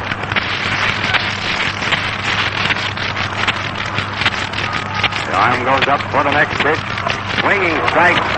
Cochran going for a curve that broke away coming low and outside. And the count is 1-1.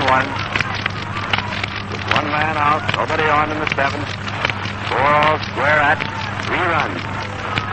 There's the wind-up motion. Cochran driving one into short center field. It's going to drop safely for a base hit. A single, a looping single to center for Mickey Cochran. 1 man out and Geringer up. Charlie has had 2 hits in 3 times at bat so far today.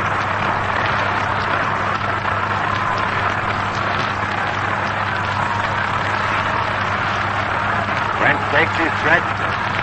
Foul back. Hit and run was on. Cochran was away with a pitch.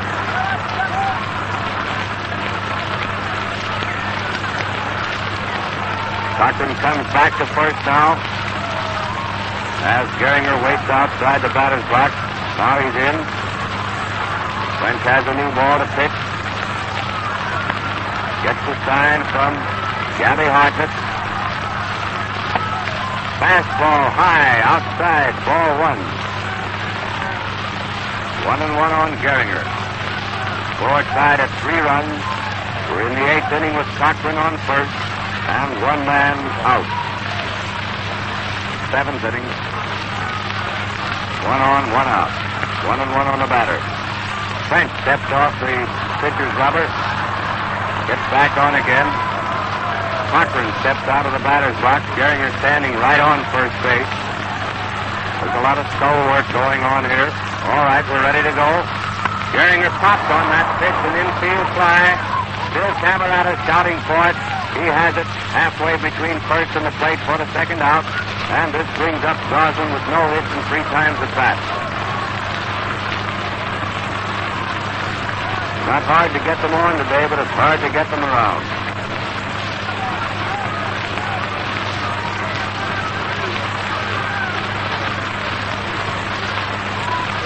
The Goose steps in there, left-hand batter. He hasn't gotten the ball past the infield in 3 tries. There's one on the ground to Billy Herman, playing out deep on the grass. He throws him out at first, and thus ended the 7th inning.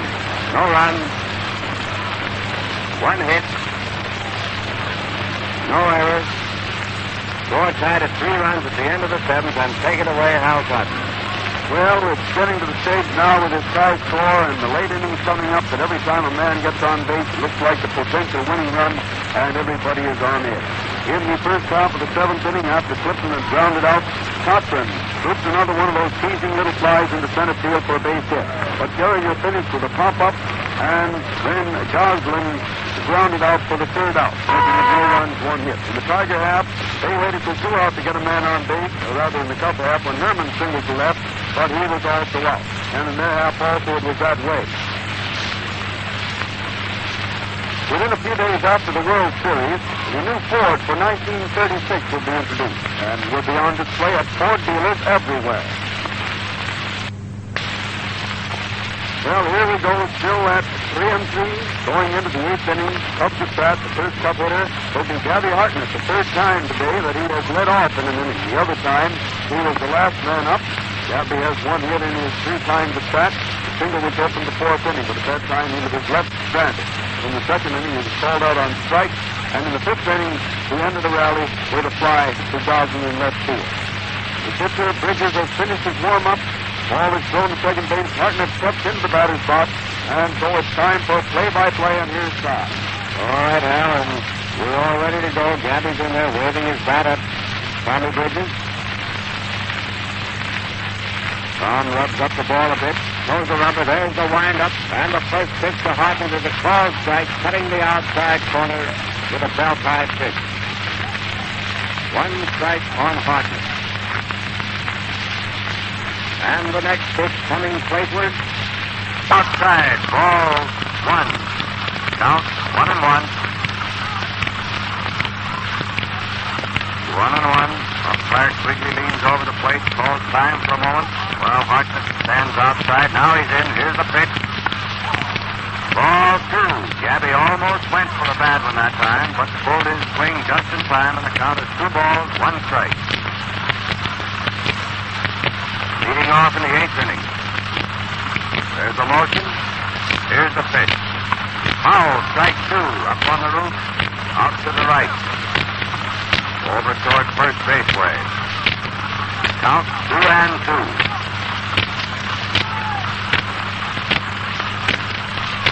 One of these teams better get some runs pretty soon, unless they want to go into extra innings again. Count is 2-2.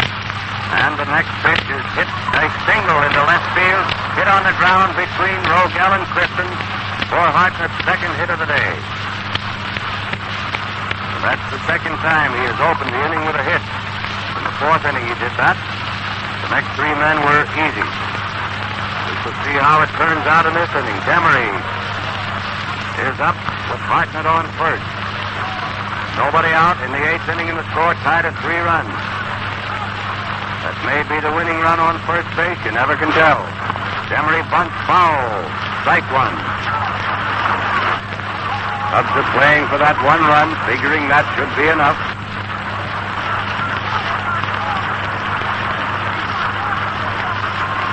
One strike on Demery. Bridges gets a new ball, works with it a bit. Frankie steps out of the batter's box and rubs a bit of earth into the palms of his hands. So that will go well with the rosin on the handle of the bat. Steps in there, and we're ready to go. Bridges blows on his pitching hand. Gets the sign from manager Cochran. Mike comes up out of the crowd. Here's the pitch. A grounder to Gehringer. It looks like a double play ball. Gehringer to Rogel. Rogel to Owen. It is a double play. Gehringer, Rogel to Owen. Erasing Hartnett and Demery.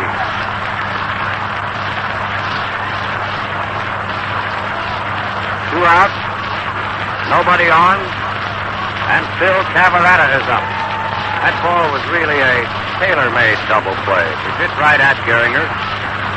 All the cast had to do was pick it up and toss to each other and make it. Hit just hard enough to give them time. And the first pitch to Cavaretta, a slow curve on the inside corner for a called strike. Phillips had 1 hit in 3 times at bat. Bridges' arm goes up for the next one. Cavaretta leaning away from an inside pitch for a ball. And the count is 1-1.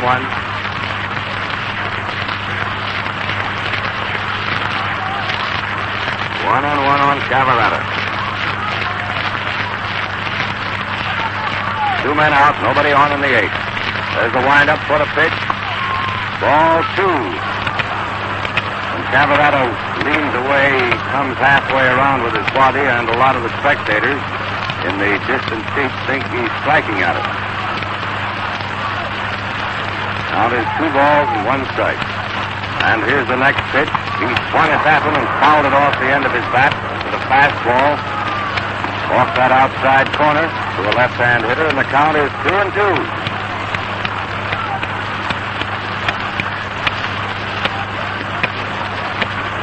Bridges looks around to see that his outfielders are all out there in good shape. Blows on his pitching hand. Faces the batter now. Starts his wind-up motion. And here it is. Swinging strike. I think he fouled that one evidently because he did not move away. Cochran juggled it. You couldn't even hear it or see it from here, but it evidently was a foul ball because he's still in there. Mike made 3 grabs at it as it popped around his glove, but it dropped to the ground. And the count remains 2 strikes and 2 balls. He struck him out swinging that time, going for a low one. No run, 1 hit, no error. Hartnett opened the inning with a single to left. Demery hit into an easy double play. Gehringer, Rogel to Owen, and Cavaretta struck out swinging. So we have 7 1/2 innings played. And the score remains tied at 3 runs.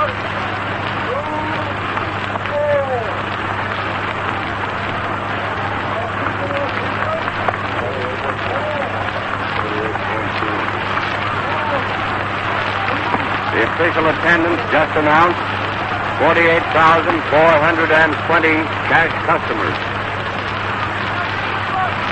Now we go into the Tiger half of the 8th inning. The first man up is Pete Fox.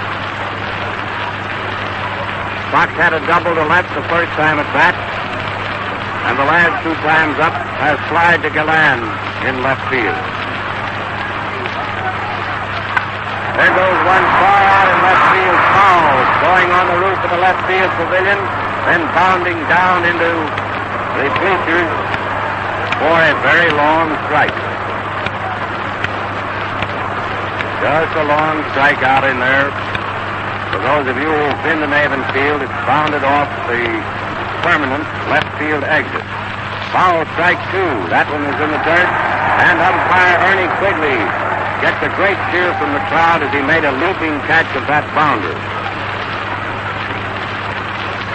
The umpiring in this series, we've noticed, the umpires have been very, very active. They're on top of every play. They run as fast as the players. Fox grounded to short right field between Cavaretta and Herman for a single. He hit a slow bounder down there. Cavaretta was a bit bewildered. Did not start for it. Then turned and started back to first, thinking Herman might come up with a ball, but Billy was playing down toward second with Fox, a natural left field hitter at bat. So Peter's on first as the result of his single, and G. Walker, with 1 hit and 2 official times at bat, is up. Also a right-hand batter. Walker bunted in front of the plate. A sacrifice, and is out Hartnett to Herman, who covered. Advancing Fox to second. Tigers are playing for 1 run also.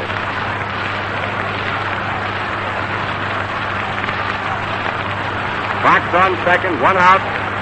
Bill Rogel with single and a double and 3 times at bat is the hitter.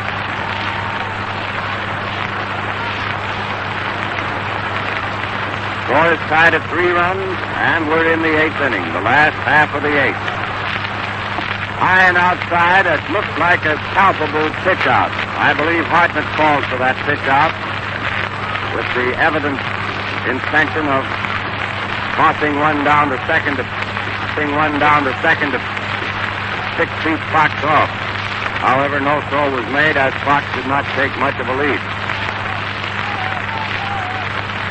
Swinging strike. Nice curve that broke right in there to Bill. And the count is 1-1 on Rogel. Hartnett has pulled Chuck Klein into a short right field position and swung Frank Demery over into left center field, out near the screen in regular left field position for a right-hand batter. Rogel fouled down first base way. Strike two. Count is 2 strikes and 1 ball. Bill was trying evidently to push that one down there in the rather untenanted part of right field. With towards center shallow. It would have been a good place to punch one. However, Bill to pitch just a foul strike, and the count is 2 strikes, 1 ball. French is ready. There's the stretch. Here's the pitch. Swinging strike 3, and Fox is retired for the second out in the 8th. Rogel, rather, with Fox still on second. Marvin on. Got his first hit in the 6th inning to tie the score. Is now up. First hit of the series. They're going to give Hohen an intentional base on ball to bring up Tommy Bridges. Ball 1. Ball 2. Ball 3. And ball 4. Now the Tigers have Fox on second, Owen on third, and Bridges is up.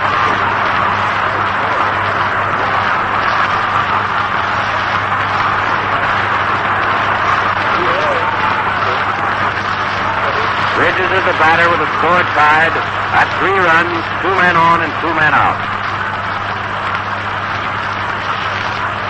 Outfielders moving in a little close now for Tommy, who is not expected to hit one hard. He has fanned once, grounded the second, got on a fielder's choice. Swinging strike.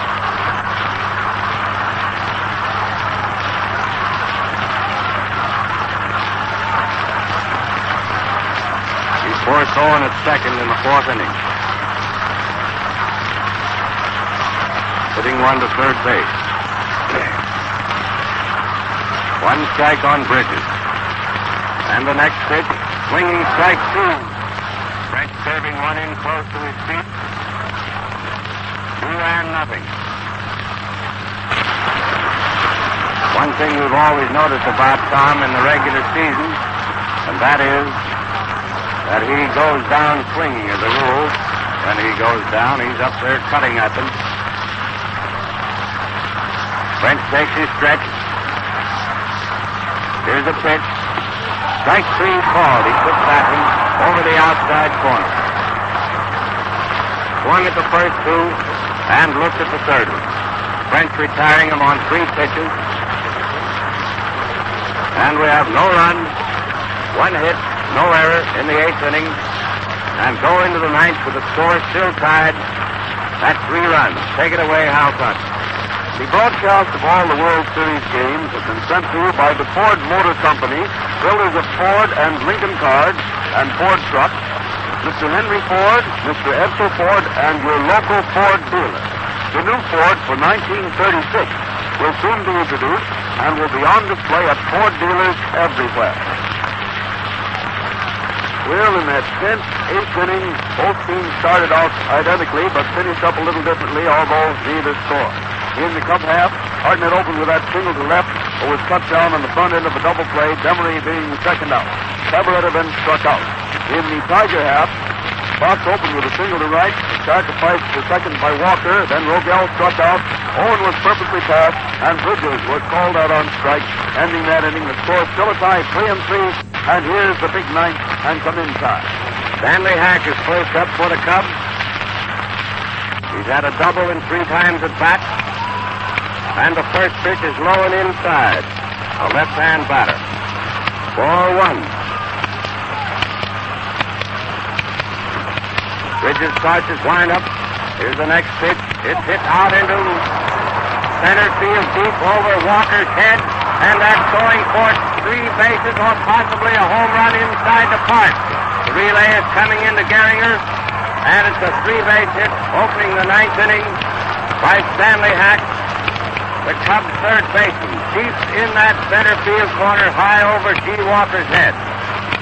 That ball was tagged plenty. The Cubs ought to get a run here.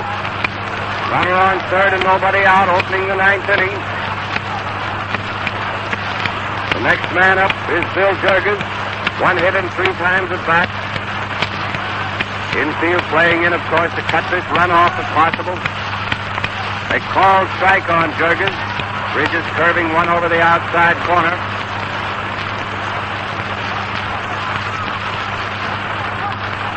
Boy, this fella Hack sure tied into that one. He teed off. And the next pitch, Jurgens swung at a low one for the second strike. Count is 2-0.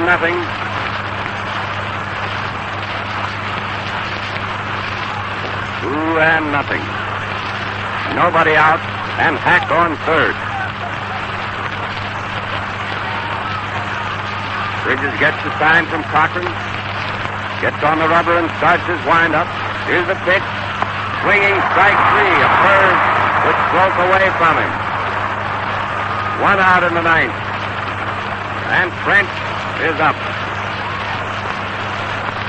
Larry French, the pitcher. He's coming up there after getting a bit of rosin on his hands. The better to grip the bat. He has had 1 hit and has fanned twice.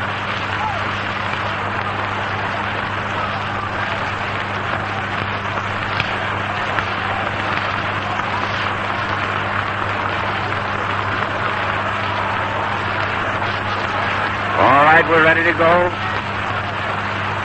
And the first pitch, he steps out and swings. Strike 1. Hack was halfway home. Running up on the pitch. Looks as though they might have been going to have a squeeze play here to get him home. Still may have it. You never can tell. There's the windup. Swinging strike 2. And the count is 2-0 on French.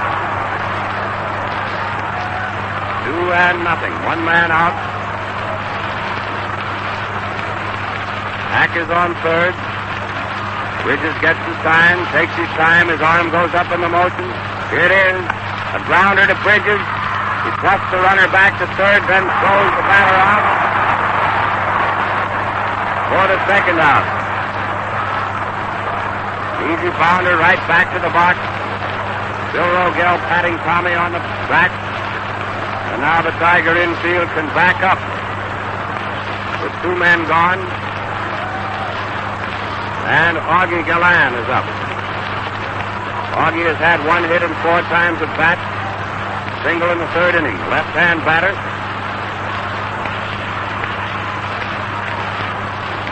And Hack is still on third. With his arms folded now. Here's the first pitch to Augie. Almost a wild pitch. Cochran saving Bridges by making a great stop of that ball which hit just in front of the plate. Mickey staggered all over the plate, kicked dirt on it, and umpire Bill Quigley has just dusted it off. 1 ball.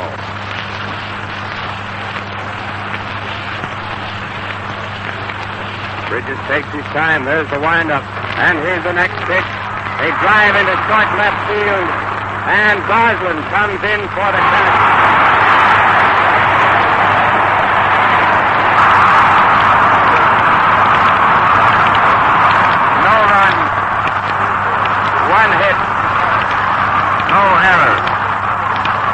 Opened that inning with a long triple over Walker's head into deep center field and remained on third base while Bridges fanned Jurgens. French grounded to the pitcher, and Gallan ended the inning with a fly to Goslin in short left. So the score still tied at 3 runs, and we pause for station identification. This is WMAQ, the Chicago Daily News Station.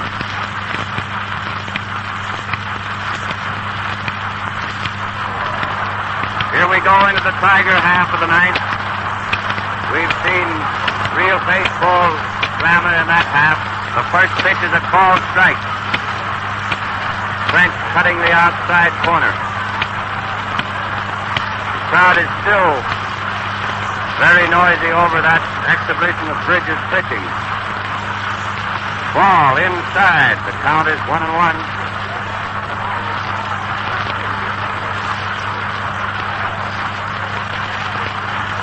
1-1 on Lee Clifton, leading off in the Tiger half of the ninth. He fouled the next pitch into the dirt, strike 2. Now there's 2 strikes and 1 ball.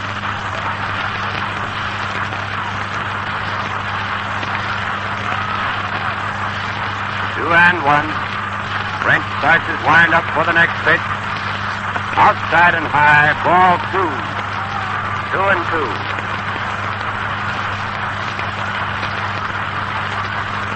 Larry gets the sign from Gabby Horton. Brushes the dust away from the pitcher's rubber. His arm goes up in the motion. Clifton fouled into the upper deck. Off first base way. And there's a scramble for that apple. Count remains 2 strikes and 2 balls. French starts his wind-up for the next pitch. Ball 3, outside, 3-2.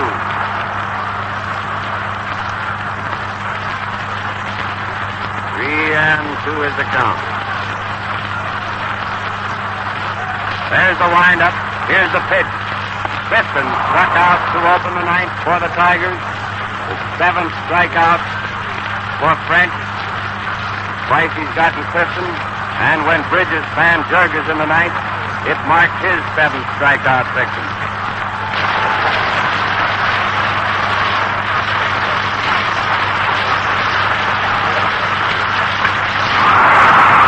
Next man up, Charlie Gehringer hits a single off Billy Harmon's glove.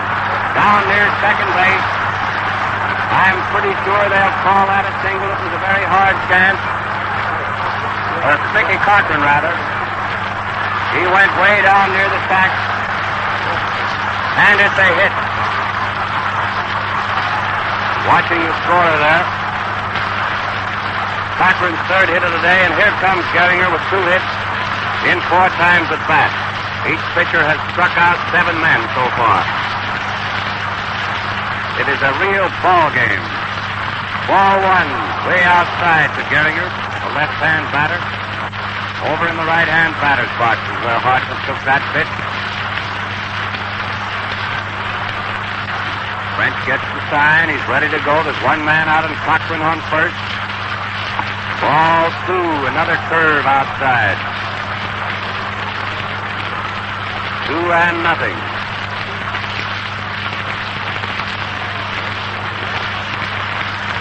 2-0 on Gehringer.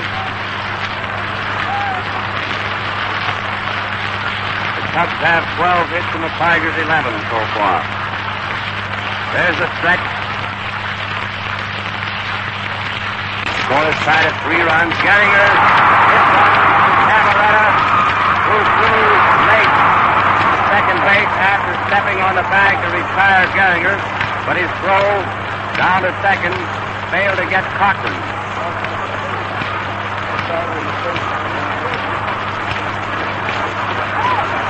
Cochran is on second with 2 men out. Gehringer out at first. Camaretta unassisted. On a hard smash down the first baseline. Still knocked the ball down, then picked it up. Stepped on the bag and threw to second base trying to get Cochran. Mick is in there safely. And Bruce Gosling is the batter with 2 men down in the ninth. And the winning run on second. Bruce will be given a pass, I imagine. Can't tell yet, but I think Gabby motioned that way. Pulling Augie Gallan in a little bit in left outfield. Maybe they'll pitch to the goose. He hasn't gotten one out of the infield today. We shall see in just a moment. French, after getting ready to pitch, steps off the rubber a moment. Cochran taking a lead. All right, we're ready to go. Here's the pitch. Goslin following that first one down first baseline. Strike one. They're pitching to him. There's no walk here. One strike on Leon Goslin. Crowd is in a continuous uproar.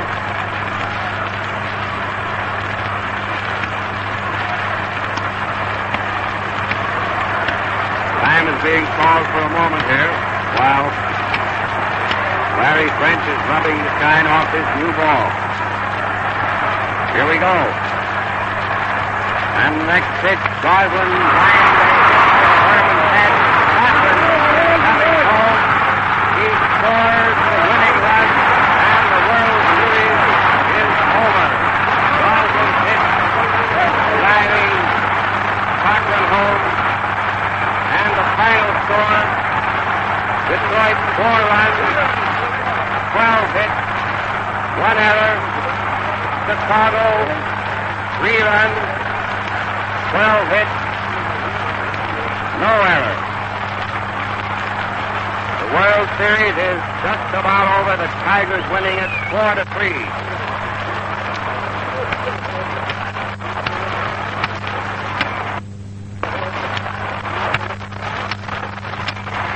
Hello, everyone. This is Coach Carter, and the place is just absolutely gone mad. That was the most astounding thing. And the last hit went all the way out, went over the center fielder's head, and the winning run came right over home plate, and the stand just went completely crazy. Paper fluttered down. The umpires didn't even bother to stay. They just began to run before even the ball had hardly got to the ground. The paper is beginning to litter all over the place, just like snow, shall we say. The crowd is rushing right down here in front of me. Most men, women, and they're all crowding around the Tigers' dugout. It looks like a complete mad mob. I'm trying to lean over the press box here. It's like on the very edge of a cliff, looking right down on top of everybody else. And my 2 assistants, Hal Totten and Ty Tyson, have gone down to the dugouts of these 2 teams to try and see if they can't get these boys on the air for you. But nevertheless, I've never seen such a crowd. Have you ever been like a child on the beach in the sand, and you build up a great big pile of sand and you dam it up with a little wall? Then you break the wall and you watch all the sand flood right out onto the level space right in front of you. Well, here are all these people flooding out from that great enormous sand into the left field bleachers. Color, green, pink, red, brown, everything you can possibly think of. They're walking all over the place. They're walking little tiny figures. Have you ever played with toy soldiers and you move them all over the ground and you have a little green patch of ground and you've seen all these people flooding to one spot? Well, they're all making out of this one stand and racing down here to the Tigers' dugout, who have brought, for the first time in the history of baseball, of Detroit's baseball anyway, a championship since 1887. And think of what this town is going to be tonight. It's the most amazing thing that you've ever seen, and of course you've listened to the game, but the tension has been terrific. It's been a ding-dong battle all the way. In the first inning, Detroit got 1 run. Just a minute, I see that all these people, a lot of them are flooding out through the other gate. Some people are going out there. They think they've had enough. But first of all, Detroit got 1 run. And then in the 3rd inning, Chicago tied that up. Now that was 1-1. And then in the 4th inning, I'm reading from the scoreboard, Detroit got another run. So that made 2-1 in favor of Detroit. And then in the 5th inning, Chicago came right back and hit 2 runs. So consequently, that was 1 up to Chicago, and they led with 1 run. On the 6th inning, Detroit tied it up again, and there it stood. Even until this extraordinarily, very, very dramatic 9th inning.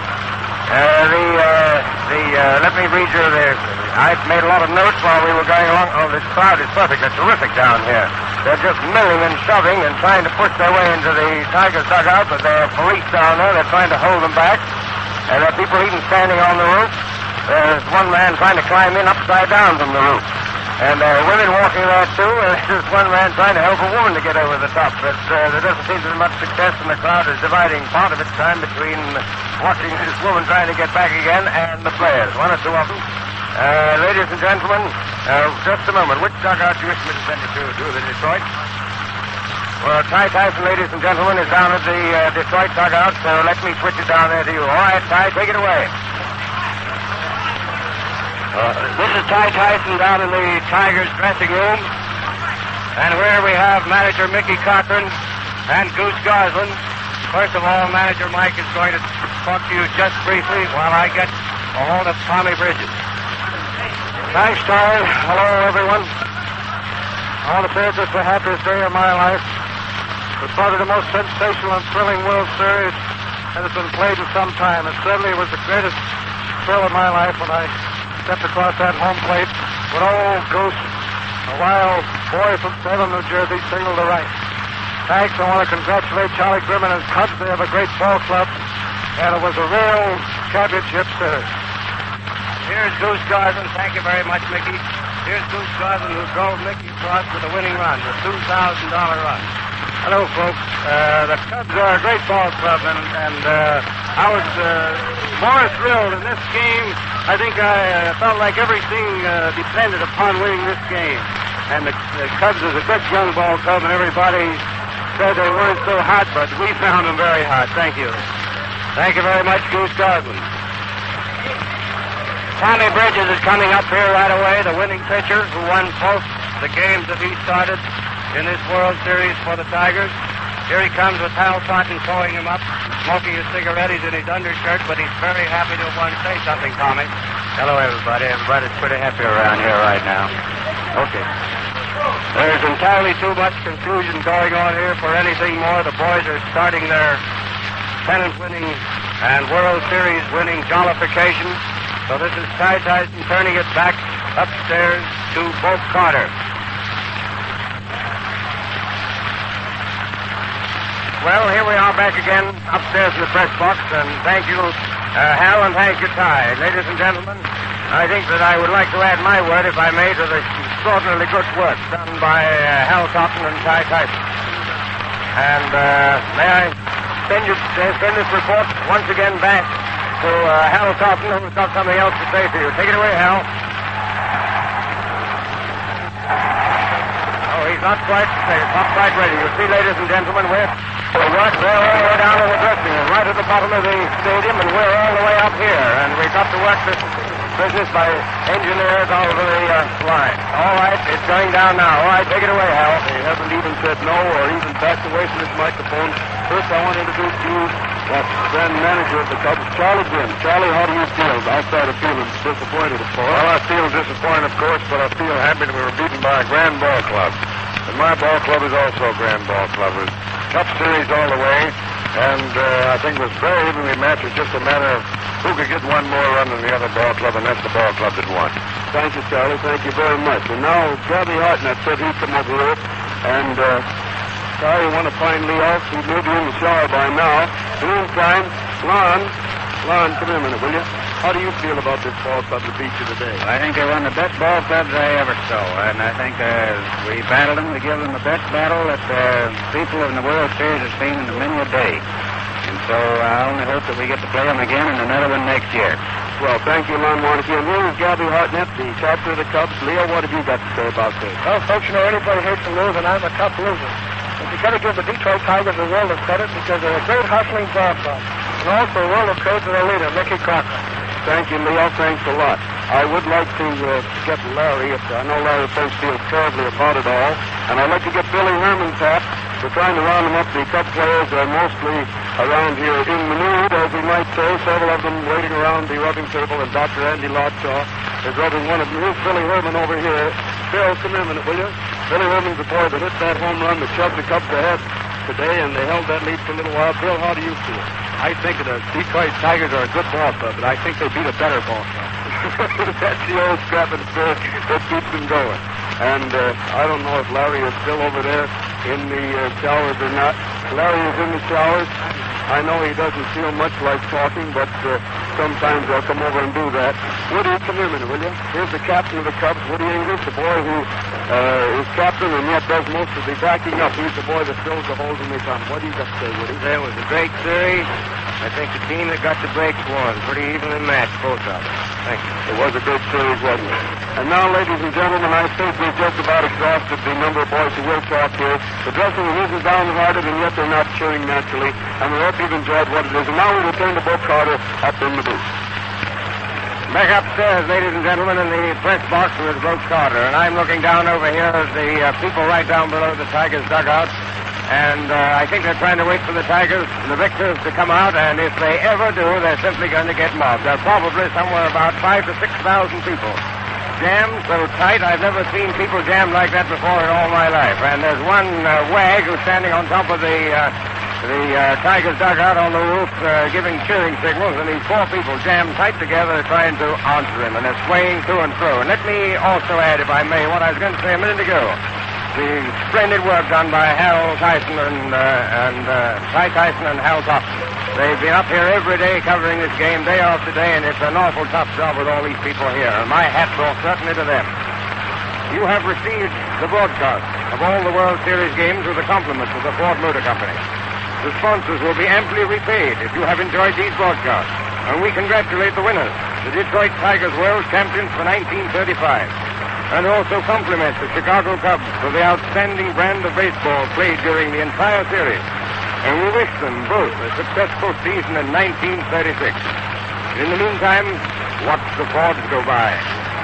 And this is Bo Carter signing off from Navy Field, Detroit, and also for Hal Thompson and Ty Tyson. And so we will now return you to our studios.